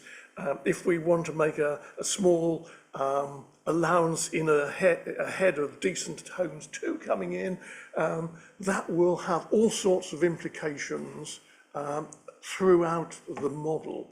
So I think it is essential that we do have some scrutiny of the model and its completeness, and an understanding that it is doing what the council wanted to do. Now, if one reads the business case, it says supporting the annual HRA business process each year is a 30-year financial model which is maintained by the council. That's interesting. The financial model assists us with both short and long-term planning. And it goes on to say, part of this formal review, we engage Savills to support us in the modelling process. Savills have a project team and we've heard their capabilities. It is, of course, realistic to say they are the experts, Chairman, therefore we don't need to probe, we don't need to ask and so on. But if we're going to do that, there's no point in having a scrutiny panel to ask the difficult questions of the experts to make sure that not only are they the experts, but they're actually on our side and then perhaps modelling the right information. And there are some intriguing things which have come out of this evening's presentation. For instance, we're looking to add over the next few years something between 426 and 439, according to which paragraph you read, houses over the next 5 years. And the first question I would ask is that goes into the model, because that's driving the model and so on. But why is it 426? There is nothing in this plan to say, why is it not 526 or 326?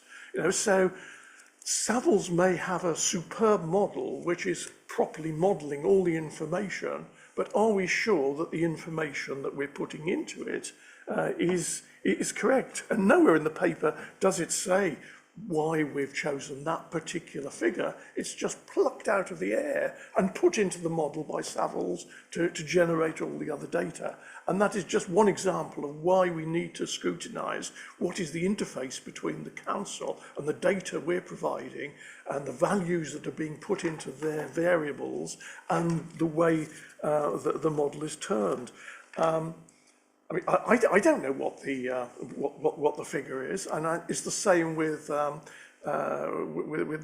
homeless. We considered that the other week, and no one has produced a profile of what the number of emergency housing requests is likely to be over the next 1, 3, 5 years. It's an unknown, yet we have to model these things in our finances to make sure we get them right, we have the money to meet our statutory obligations. So I think throughout the issues, the main issues that go into the model, the number of houses where there's a real vacuum as to how we've got to that point and that value that we've given to Savills. The income proposals, there are lots of issues in the modelling about new tenants and the extent to which we can up the formula rent, and that's not fully reflected in the modelling. It says so in the paper. The maintenance profile perhaps is the best understood issue as regards the modelling of its effect.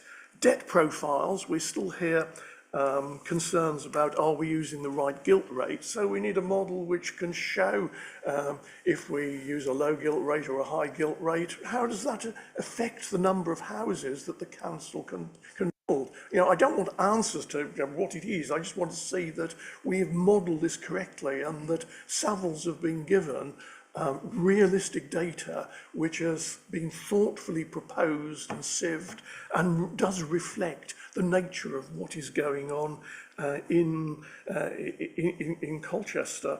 And the regulatory profiles, I'm still not quite sure how we're modelling the Decent Homes 2.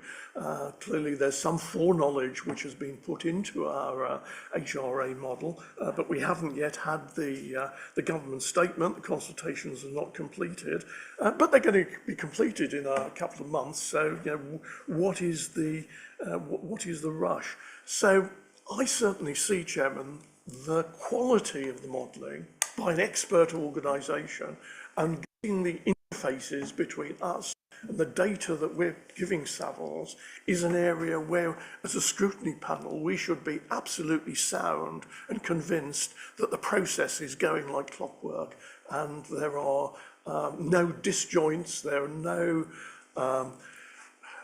no assumptions, and the assumption analysis is extremely good in this paper, but there are no assumptions which have not been justified in the construction of the model. So that is my main concern, Chairman.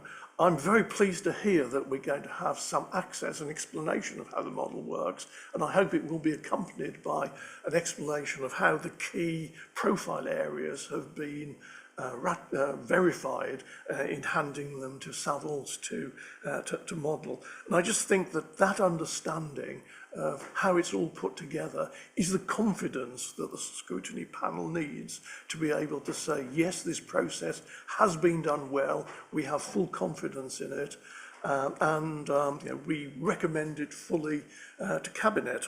But the position I see at the moment is we have not got there, Chairman, yet. There is still further work to be done. We need to examine the model, we need to examine the interfaces, and therefore I find it very difficult to say this evening that we have fully completed our work. We've completed a lot of it. 90% of the scrutiny needed to say this is a well done job has been done and is obvious, but the modelling is the area that is not. So I would propose, with your permission, Chairman, that we recommend to Cabinet that Scrutiny Panel is unable to fully scrutinise the proposed HRA business plan, particularly in regard to the financial modelling, and Scrutiny Panel requires more time to complete its work in this area, and I would propose that. Okay, there was a number of questions in there, but I do take it on the strength of your firm proposal that they were rhetorical, so we won't have answers to those questions. You've given a proposal to the room, so I need to see if there is a seconder for that.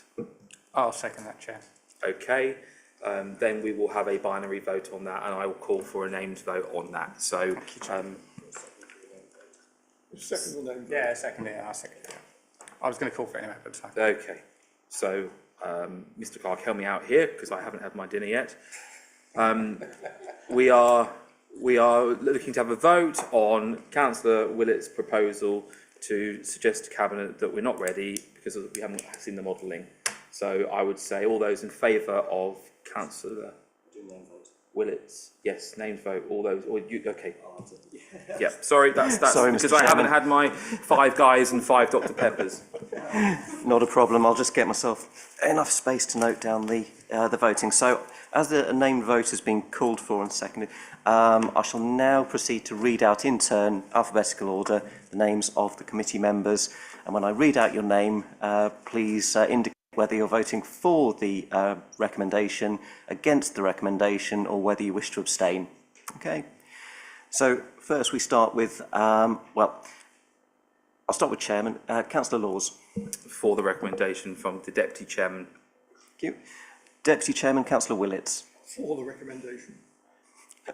Just checking. Councillor Moffat. Against.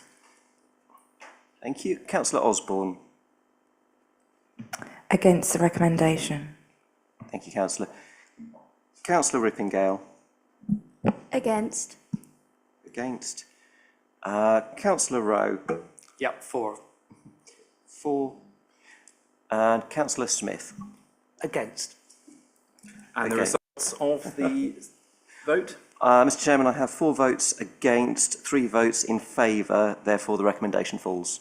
Okay, thank you for that, everyone. Okay, good stuff. Right, Councillor Smith, I would like to make a proposal. go on then. That we commend this plan to Cabinet as it restores the HRA to a sustainable position and provides 235 extra homes. Do we have a seconder for that proposal? We do. And a name vote again. Yeah, I second the name vote. Okay, Mr. Clark, it's over to you. Thank you, Mr. Chairman. So, same procedure as before. I'll read out names in turn, and then please indicate when your name is called whether you're voting for the recommendation, against the recommendation, or whether you wish to abstain. So, again, I'll start with you, Mr. Chairman. I will have to be consistent and vote against Councillor Smith's proposal. Against. Councillor Willits. Against. Against. Councillor Moffat. For. For. Councillor Osborne. For. For. Councillor Rippingale. For. For. Councillor Rowe. Against. Against. And just to make sure, Councillor Smith. 4. 4. So, Mr. Chairman, I make that 4 votes in favour of Councillor Smith's recommendation and going forward, and 3 votes against. Therefore, that's carried. Okay, thank you very much, everyone. That was an excellent piece of scrutiny, though it appears we will potentially get the chance to look at the modelling, which is great news. Cabinet has a decision to make tomorrow night, so it's now in Cabinet's gift. So that is that substantive item of the agenda tackled this evening. I will close that item on the night, and we'll now move on. Chairman, can I just yes. make an apology to fellow members, because we don't normally have name votes at Scrutiny Panel, but there have been instances of late where the work of the Scrutiny Panel has been described in terms of the Conservative-controlled Scrutiny Panel has agreed or done or recommended that. As we're not in a majority, as has happened with Councillor Smith's recommendation this evening, it will make it clear that it may be sort of Conservative, there may be a Conservative chairman, but it is not the view of the Conservative members as to what is recommended.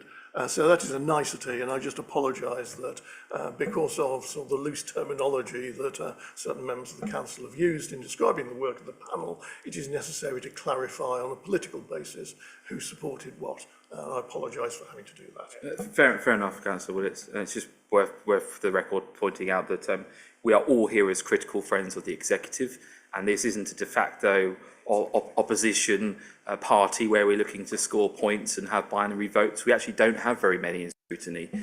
It can be very consensual at times, but now and again we have to have robust conversations. So thank you. We'll move on. I'm aware that colleagues have been very patient and probably would like to go and have a Five Guys. So if that's what you intend to do, or if you're going to try and get home to do some bedtime reading, whatever it is you need to do, I completely understand if you vacate or wish to vacate the room at this point, because I know that Councillor Young can probably handle it all by herself, but she may wish to keep people. It's entirely in your gift. Mr. Sullivan, Jeff, Julia, Steve, if you would like to depart, no one will think ill of it, but if you'd like to stay, you're more than welcome. And I thank you for your time this evening. Thank you very much.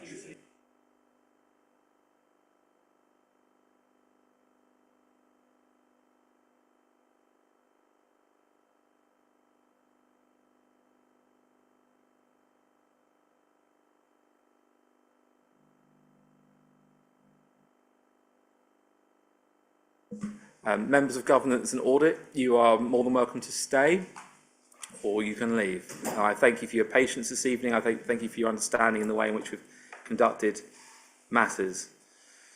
Jeff is going to return, but I think in the interest of us using up most possible time to scrutinise you, we'll crack on.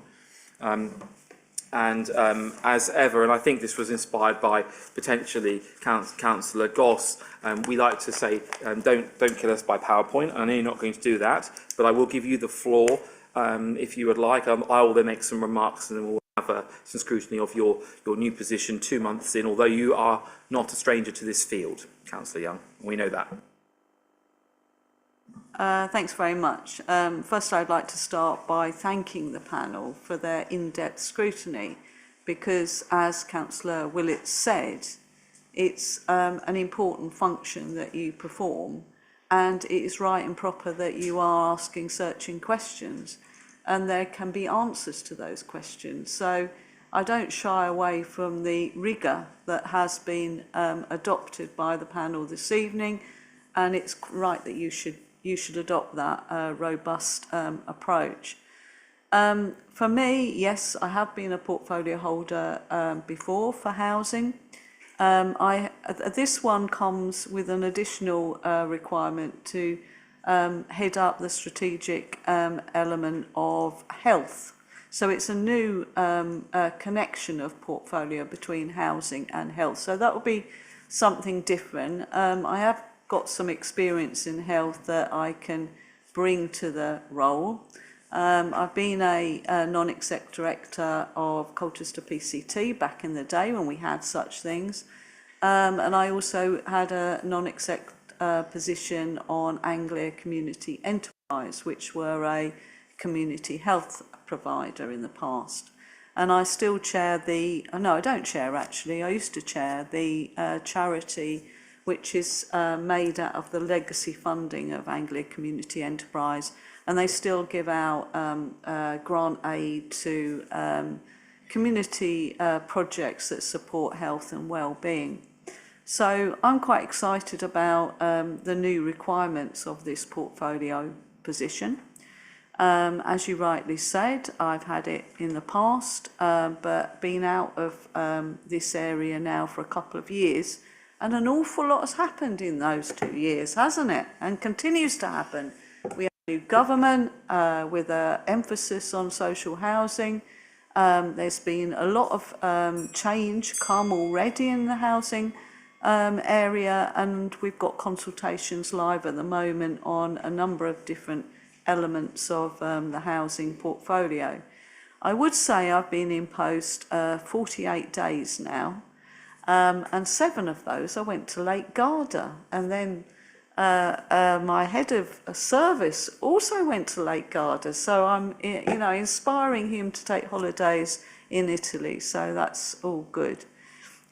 So in the time that I have been in post, I visited Wheeler Close, which is one of our garage sites, and saw the high level of provision there, 6 new flats built to absolutely future house standards in terms of security and heat and sustainability, with beautiful views over Salary Brook. And I also went to Chesterwell, with some homes that we've acquired there, and some really, really good quality homes that will be a delight actually. And I'm sure the families that have been allocated, they were just about to allocate them when I went and viewed, would be absolutely delighted to receive those homes. Really fantastic provision there.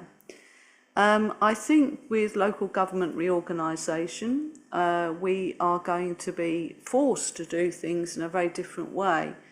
And we know with the NHS 10-year plan, there's going to be a much bigger responsibility and focus on prevention work. And we can see with AWAR's law coming in October that health and housing are going to be inextricably linked. And, you know, I represent Greenstead, as you know, and I get casework around damp and mould in homes. And I hear the trauma that brings to families, especially if they've got young children. So I'm really pleased that legislation has come in, and I think having that focus is absolutely the right approach, and will be good for tenants, and it will improve their health. And we are moving much closer to health with data sharing protocols in place now, so we can start to plan in a much better way for the future housing needs of people that perhaps we haven't done in the past actually. And it's interesting, we had at the North East Essex board that's been developed to look at LGR, the Tentering, Colchester and Braintree. We had the head of adult social care that came to speak to us, I think it was last week, and he said, I know nothing about housing strategy, which is incredible, considering the budget that he manages for adult social care for Essex County Council. Now, going forward, we will have responsibility for adult social care as well. And what he said to us in that meeting is that half of his budget is spent on 4,000 people. And those are people with very complex needs. And we are going to have to plan for the needs of those people in Colchester. And they are expensive packages, and we're going to have to assume responsibility for that. So I, was at the LGA conference last week, and I was really interested with some of the presentations I saw there, especially on the use of data, and data to really inform our profile of housing going forward. And there's some pilots being worked up at the moment, and I took down the details of this individual that is working on this work. But the use of AI, the use of data, the use of digital services is all stuff that we're going to have to look at going forward, and to make sure we can meet the needs of local people here in Colchester. And, we've seen, because of the nature of cuts in budgets, the supported people budget used to give local authority, housing providers, the housing revenue support fund, which was going down to actually zero, but our housing officers negotiated with Essex County Council to keep some level of funding.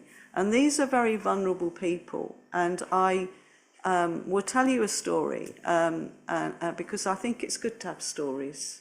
Because we have a lot of data, don't we? But stories are important.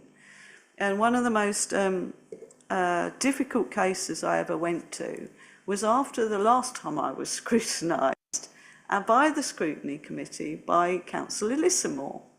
And she brought up a concern she had at Hargood Close, which is a supported housing for sort of vulnerable people. And at the time there were about 50 children living there, and she was complaining that Peabody, the provider there, was not really giving the level of support that those residents needed. And there was issues around the children not being allowed to go out and play in the community and stuff. And I said, well, I'll come down and have a look. So we went down there together, and I met a young woman there. Actually, she's now housed in a Colchester Borough home, a 3-bedroomed house in Old Heath, and she said they've never been happy. She's somebody that came out of a domestic violence situation. She was in Hargood Close for probably plus of 2 years. I can't remember exactly how, but she contacted me recently about one of her friends that was facing domestic violence. And when we went up to Hargood Close, we went into a studio flat, and the young man there was around 30, and he was very chaotic, and he was out of control really, and he had all his arms bandaged up, and he'd been trying to kill himself. And I went into his studio flat, and there was a noose hanging from a sort of cupboard where he tried to hang himself. There was literally a bucket of blood in the floor, and there was blood and broken stuff all around this studio flat. And I thought, this could be my son, and it seemed that everybody had given up on him, and Peabody wanted to evict him, but at that stage Peabody were not got the level of money needed to actually give somebody with those complex needs the support he actually needed. And I got onto Pam Donnelly and actually got him sectioned, and he eventually went into, I think Colchester Borough Homes put him into a hotel for a while, and then he's in accommodation that's managed by Sanctuary. And sometimes you get feedback from people, and a lot of times you don't. And he rang me up, and he thanked me for what I'd done for him, and he said, look, I'm in the right accommodation now with the right level of support, and who knows, I may have something I may have done there that might actually have saved his life. The young woman that also knew him from Hargood, who's in the 3-bedroomed house in Old Heath, said, oh, she'd bumped into him recently and he'd got a job and he'd got a girlfriend and his life had been completely changed. And I think that's the reason why I'm quite passionate about housing, the difference it actually can make to people in very, very difficult circumstances. And, we see domestic violence rates rising, we see more and more people coming to us to help them out of what is a desperate situation. I'm not here to sit on the laurels of my predecessor. I wouldn't expect to, but I'm 48 days into this role. What you'll get from me is a passion and commitment to do the best job I can. I can go through a whole list of notes. I've got 4.5 pages. I think Jeff gave me about 8 pages, and I've drilled it down to the headlines. And I can go through that, Chair, but we've had a long night. I'm happy to do so. But, I think I'll leave it up to you whether you want me to go through all of these stats and statistics. Well, they may come out in questions shortly in the next 35 minutes, but I think it's very great and commendable that you were able just to off the cuff do that presentation. And thank you in your role as Deputy Leader of the Council in representing Colchester at the LGA conference. That's obviously a good piece of positive PR for the city. I have 3 questions that kind of come to me tonight, and then I'm going to start this end, to be fair, with anyone else who has questions. The first thing is, we've heard a lot tonight about EPC, and for the benefit of folks at home, I'm sure they do know what that is, but essentially we're talking about making homes more energy efficient. And I've been reflecting on this because, 150 years ago, a large proportion of Colchester's housing stock, I'm looking at Bergolt Road, my way home tonight to Nayland, those Victorian houses were built with soft red clay bricks, with lime mortar, drafty windows. So yeah, they were cold, weren't they? And we were burning coal to keep them warm. But I do wonder if the building materials and lifestyle at the time then compared to now has led to there being an explosion in mould in our homes now. Because, you only have to look at the photographs 100 years ago to see that people were hanging their washing in the streets, but you can't now because there's cars everywhere. Lifestyle changed. So I've heard a lot about EPC. I'm conscious that mould is a serious matter, a health matter, but equally, perhaps maybe I'd like some reassurance that you will use your tools at your disposal to ensure that residents are made aware that drying clothes inside the house comes with risks if you don't ventilate. That's my first question. The second one is that I acknowledge that people are living longer, which is a great thing. Sometimes people are living on their own through changing circumstances, etc. And of course, we have this two big elephants in the room, I guess, on our housing stock pressures. One is that Colchester is an absolutely fantastic place to want to be, so people want to come here, don't they? And overall, the country's net migration figures are positive in the hundreds of thousands, and we're not seeing a geographically even spread of distribution of that because of the way in which the country is structured, and a large part of it being structured around London and in the southeast. So that puts immense pressure on great places like Colchester, and I wonder if maybe you might have a view on that, and is there a tad of realism to the reality of the fact that population is going to continually increase, and that puts pressure on us. And then thirdly, and this is perhaps harder for you to answer, but I note that this week we've seen the widening of the A12 cancelled.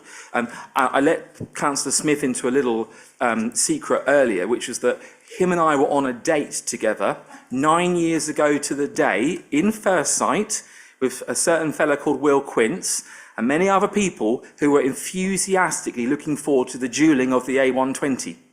And that is not happening.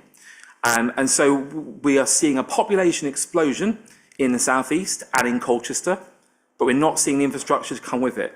Unfortunately, you can't blame the government this time because it's your government. So what can you do to try and influence the powers that be to make them realise that we need the A12 widened, we need the A120 upgraded, and we need probably tunnel underneath the River Orwell or a wider River Orwell bridge or something creative like that, because the southeast is heating up. And do you know what was really sad for me today? My mother, who had went to First Sight to meet up with some knitting friends, including Alderman Higgins, and she texted me and said, I really hope I'm able to get to Marks and Spencer's, because I struggle with the confidence to drive there. She had to go back to the park and ride. And it was just like, gosh, this is all she wants to do this afternoon, is just go to Marks and Spencer's. But she's a nervous driver. Anyway, there's 3 areas for you, and then I'll hand you over to a more succinct Councillor Willits. Yeah, thank you. It's all very interesting areas to think about. Actually, I know what it's like living in a Victorian drafty house, and my house is freezing. And I don't have double glazed windows or anything, but I don't get mould. And I do dry some clothes in the house, but I don't get mould. I think I'd like to bring Philip in a moment to talk about the kinds of properties that have the most prevalence of mould. Some of it will be living conditions, but there are certain types of property, I think, that are more problematic than others, and I'm sure he'll have better detail than I have. You mentioned people living alone, and I think that's a really interesting area, and it's something that we've looked at in the past, and we've tried to develop accommodation that we thought people that were in 3-bedroomed houses might think, oh yes, whoopee, we'll move into a 1-bedroom flat and free up a 3-bedroomed house. And we've had some success with that. But I think that seems to have stalled, actually, I think, and we need to start thinking again. We've got a new homelessness strategy due by spring 2026. And the housing needs assessment, there's a local housing needs assessment which has been published. But I'd like to look at some innovative ideas when we've got adult social care under our wing, or whoever's wing it actually is. Maybe it will be me, maybe it won't, maybe it'll be someone else, who knows. But I'm very interested in looking at schemes like Appleby Blue, which is a sheltered scheme in Southwark, actually. And whenever I talk to groups about accommodation for older people, most people say, I don't want to go in a care home. And some of our shelter schemes are absolutely top-notch, and they really are, including Enoch House in Greenstead. But maybe there's some other type of housing, which, like, if we looked at the co-living model, which is at Cannock Mill, that is an older person scheme. Predominantly they're older people, but they live together, they share stuff, there's a communal lounge that they can, but they're still living in an independent way. So I think there's real opportunities with local government reorganisation to look at things a little bit differently. I've always really liked the concept of care villages, and I think about actually Tim's mum and dad. They were together, I don't know, 60 years, I think. But when she went into a care home, his dad went every day to visit her until she died 3 years later. And it is really cruel to separate people at that point of their life.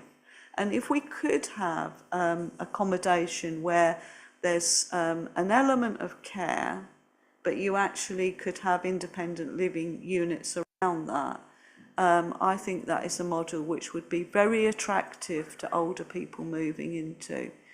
You know, we've got some great almshouses around the town. I know that's something your group are very keen on. We supported more almshouses being created at Winsley Square. If you haven't been to Winsley Square, do go and visit. It's really great. It's so beautiful there.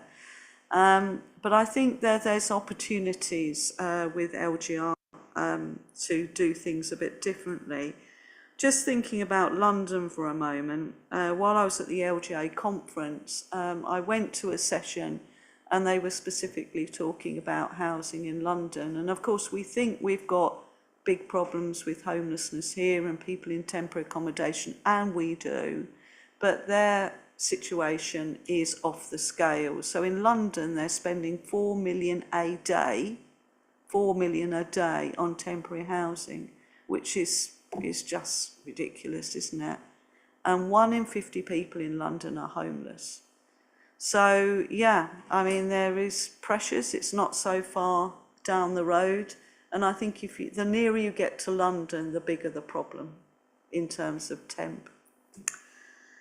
So population pressure, you mentioned, you know, this is, you talked about population explosion. You talked about the cancellation of A12 widening and the dualling of the A120.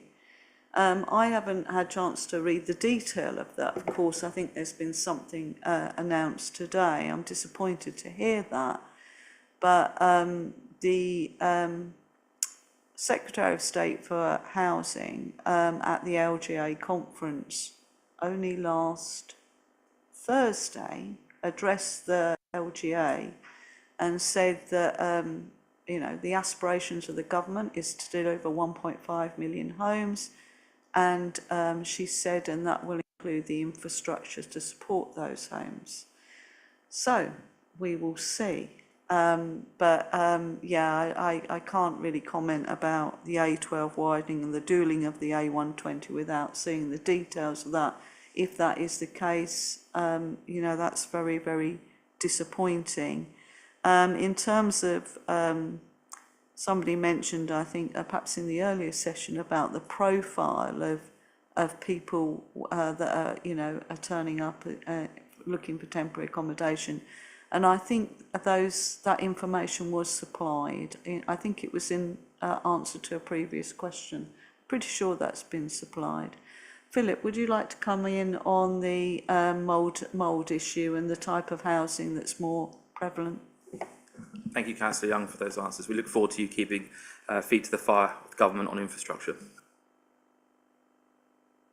Thank you. Just briefly, in terms of properties more prevalent to damp and mould, the obvious ones would be non-traditional construction, or where they're single-skinned, so there's no cavity, so we can't insulate it. There would be a couple of obvious examples of where there is a greater prevalence.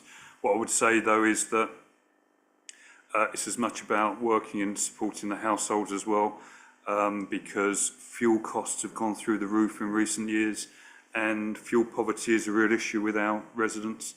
And if you're not able to afford to heat the home, when you have moisture in the home, it causes condensation, and that can cause damp and mould. So there are physical issues that we need to look at in terms of the properties. We need to be looking at our financial inclusion work as well, because that's really important to residents. Jeff, good to hear from you. Thank you. I'd just add to that, 26th of October this year, AWAB's law comes into effect around damp and mould. That will place regulatory requirements on the council in terms of its social homes, and you know, all the things that go with that around performance information and providing data.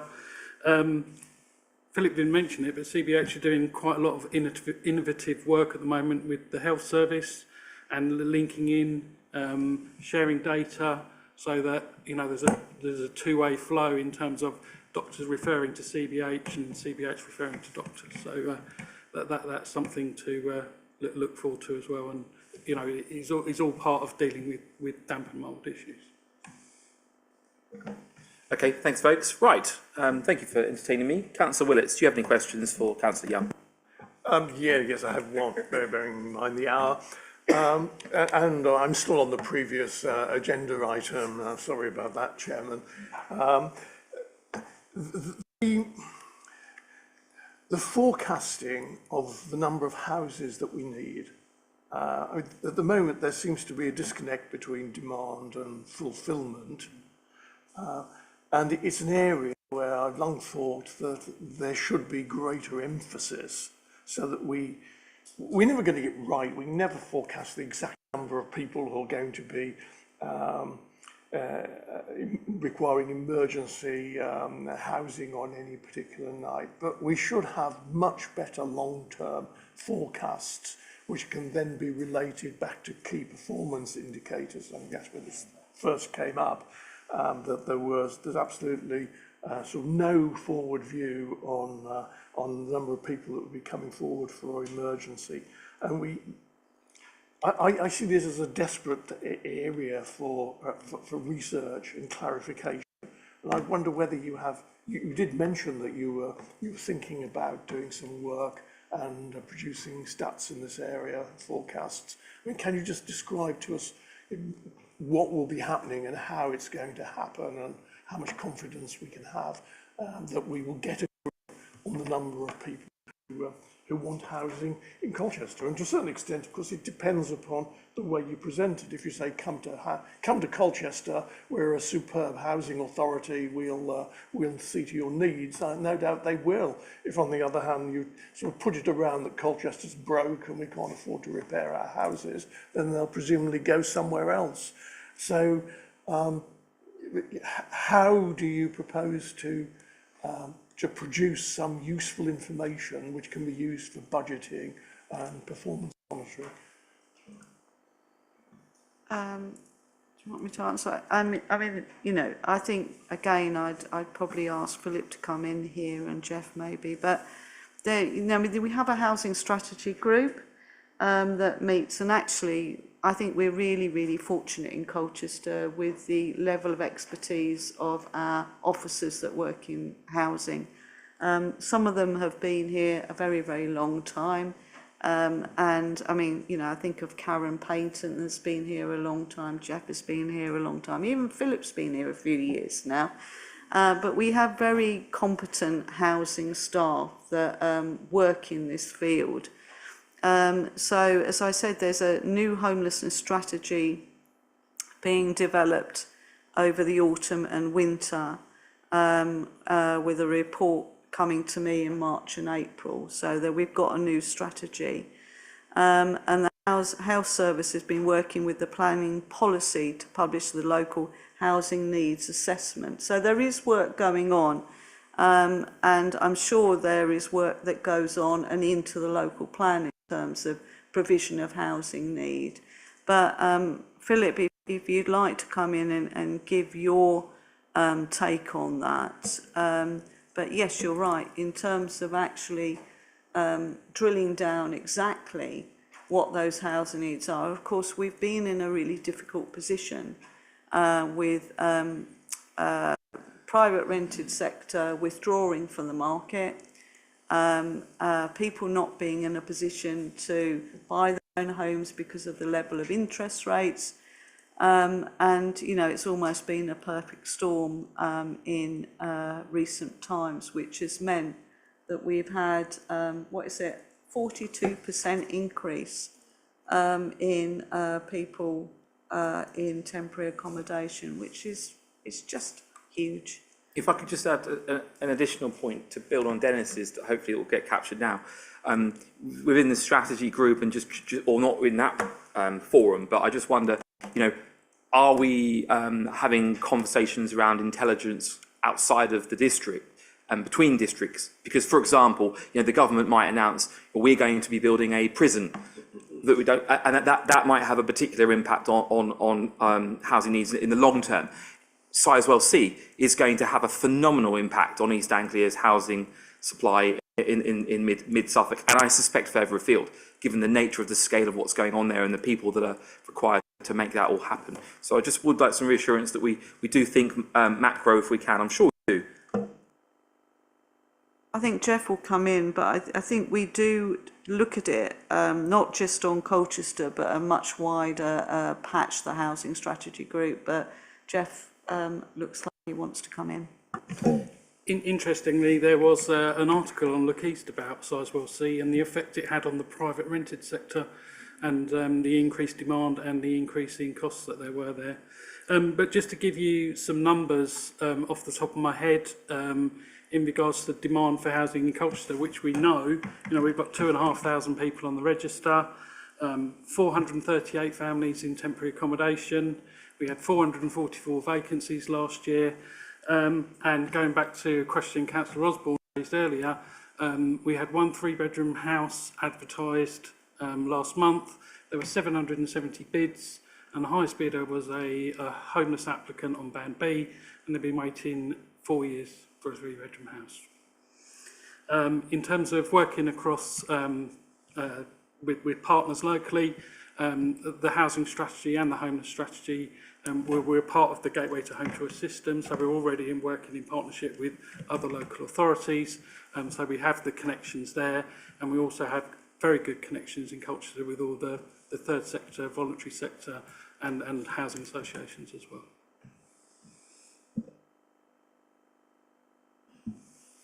Just to add a couple of comments, in terms of forecasting, particularly on temporary accommodation, it is difficult, and just giving it a couple of examples why. So the top 3 reasons why people approach us needing temporary accommodation: one is private sector, Section 21 evictions, second is domestic abuse, and third is family breakdown. If we look at the first reason, private renter section, Section 21, private renter sector, Section 21, probably all things being equal, we would have thought that the Renters' Rights Bill would be enacted now, and that those evictions would have dried up, but they haven't, because it's not an act yet. So there are things that, you can make assumptions and then they go a different way. Always difficult to predict around domestic abuse or family breakdown, but also changing government guidance. So now, for example, on domestic abuse, there used to be an element where there had to be an element of vulnerability. That was taken away through government guidance, and so we have to respond to that, and that means that more people will approach us. So it is difficult to forecast. Doesn't mean that we can't have a go, but what we could easily do is forecast and put a lot more budget in, but it's budget we don't have. So it's a difficult balancing act to say, how much do we assume growth, and how much do we simply look for the balance in terms of where we are with all of the different variables. So for example, if we're looking at a budget point of view as well as need, between the time that we budgeted last year, not just a 40+% increase over the year, but just from budgeting until the year started, numbers had already gone up by over 10%. So it is a very movable feast, but Renters' Rights Bill comes in, it wouldn't be unreasonable to expect numbers to decrease, and that's what we are anticipating. Just finally, in terms of intelligence, I think our planning colleagues do a lot of work on that as well. But in terms of numbers coming forward, it's dried up. From an affordable housing point of view, particularly housing associations, their resources, their capital has gone into building safety and investing in their existing homes. They're building a lot less, which means that our numbers are going up as a result of that. And even some of our Section 106 sites now aren't being picked up by housing associations because they're putting their money elsewhere because they're having to. Okay, thank you. Councillor Williams, can I move on? Yeah, certainly. Thank you. Councillor Rowe, concise questions, please, at this point. Thank you, Chair. I'm going to keep it very concise by not making hardly anything. I won't make my usual point around cheap modular housing. I will just leave it there. I'll thank Mr Sullivan for his availability throughout the year. I appreciate that you do answer questions, you do make yourself available, and it really is helpful when we're trying to understand the complexity of this issue for you to be available for us to ask questions. So I'd just like to say thank you very much for that, and I'll move on, Chair. Thank you, Councillor Rowe. Councillor Moffat. Can I just answer the cheap modular housing point that Councillor Rowe did not make?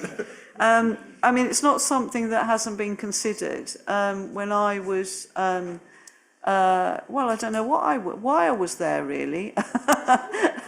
Who knows? But we did have a really in-depth look at modular housing, and we actually went up, didn't we, Kaylee? I think you were there as well, Paul. We went up to Romford, I think it was Romford, and looked at the modular build there, which is near the YMCA, wasn't it? We got some consultants in, didn't we, to model whether it would be cheaper to go down the modular housing build route or the traditional build. And we particularly at the time was looking at the site in Military Road, weren't we? But what they said to us at the time was, you need economies of scale with that. So if it's a big site, you can invest in the infrastructure. With you've got to get an order from a factory, and so you need to be buying at scale. And B, you need the infrastructure to be actually to construct the things on site. So you need big cranes and stuff like that. And if you're bringing big cranes, you need space to be able to do that. So some of the land we were looking at in terms of a potential build out, it just didn't stack up for those particular sites. It doesn't mean that we won't look at it in future. I think we will. But we'll see if it will work elsewhere on other sites. Councillor Rowe, you've had an offer there that they might look at it in the future for you. Fantastic. I think that sort of points out that it can't be that bad after all. Look, I completely understand that your point, and I think I've had this discussion with Councillor Smith in the past, where he has sent me what he said was a sort of a business case appraisal of it, which effectively was a one side of A4 piece of paper, which basically came up with some pros and cons. And when I asked some questions on that, I was probably told that there's no more time to answer any of your questions. Please go away, Councillor Rowe.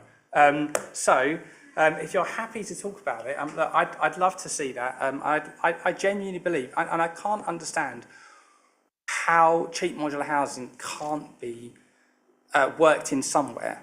Right now, I understand that, I mean, we're talking about spending £165 million, right, over a long period of time.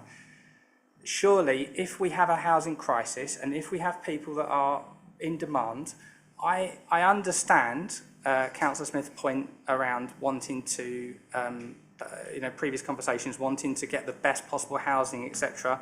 But if I was personally in that situation, I would just want a roof over my family's head so that I could, live somewhere close by where we could, I could commute to work or whatever, my children could remain in their school, etc. I truly don't understand why. I don't want it to be a 10-minute conversation about modular housing. But I'm just saying, I would quite happily talk to Councillor Young. I think you've had an offer of a date from Councillor Young to continue the conversation. Councillor Smith, let's please consider the last 10 minutes of time carefully. I must admit, my recollection of our conversation, Councillor Rowe, was not the same. I remember giving you a fully costed business case and offering to explain to you why the differences were coming out. Because economically, I thought it was exactly the same position that you were in. Surely it should be cheaper. It isn't, and there's some very good reasons why. And I think I recall giving you the opportunity to come back to me, and you didn't. But We're going to leave it there. We're going to leave it there. Okay, Councillor Smith, do you have any questions for Councillor Young? Thank you. Councillor Rippingham, do you have any questions for Councillor Young in her portfolio? No. I was just going to say I was very impressed with the modular housing and was a big advocate, as I wanted in my own ward. But I think LGR will give us perhaps the economies of scales to build it. So. Very exciting. Okay, Councillor Osborne. I'm not sure if you can answer this, but you mentioned the new housing needs assessment. Would you be able to give me a rough idea how long that takes? Thank you. It's a strategy document, actually. I don't know whether, can we make that available to Councillor Osborne?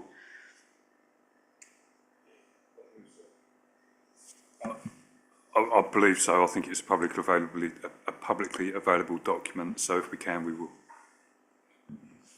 I just wanted to quickly come back on the modular housing.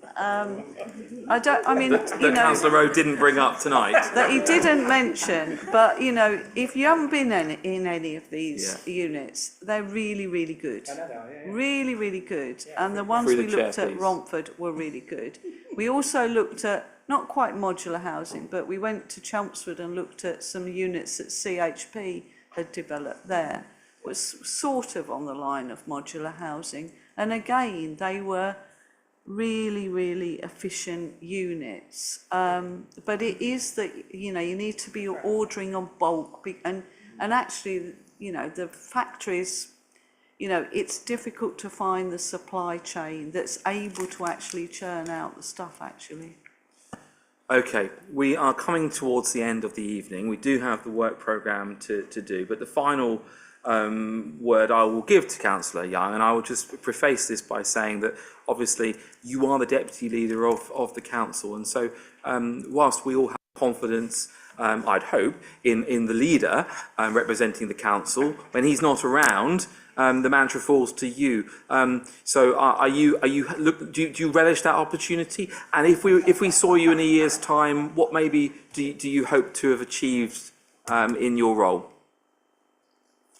Yes, that's a really difficult question. What do I hope to achieve in my role? I really look forward to the year ahead. I have represented the council in the leader's absence because he's also taken a week's holiday too. So I don't have any qualms about taking on that leadership role. What do I hope to achieve? I think the big thing for all of us is local government reorganisation. Getting to the end of that process is going to be a tricky role for us all to navigate. I think, you know, David and I have been involved in many meetings, and I'm sure there's going to be many more meetings to come.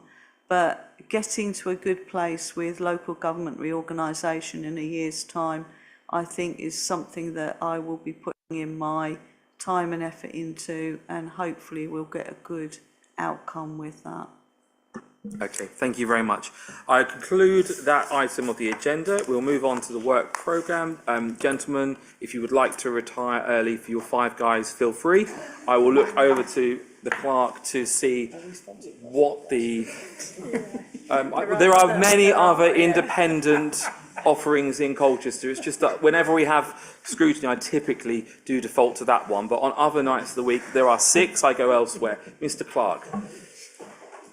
Thank you, Mr. Chairman. Yes, I would usually at this point say I have nothing to add. I just have one thing I wanted to mention with regard to earlier conversations about the meeting scheduling for Scrutiny Panel and the comments members had about where we have weighty issues and the request to, if we can, find more time between Scrutiny Panel considerations and then going on for the decision to be taken by Cabinet.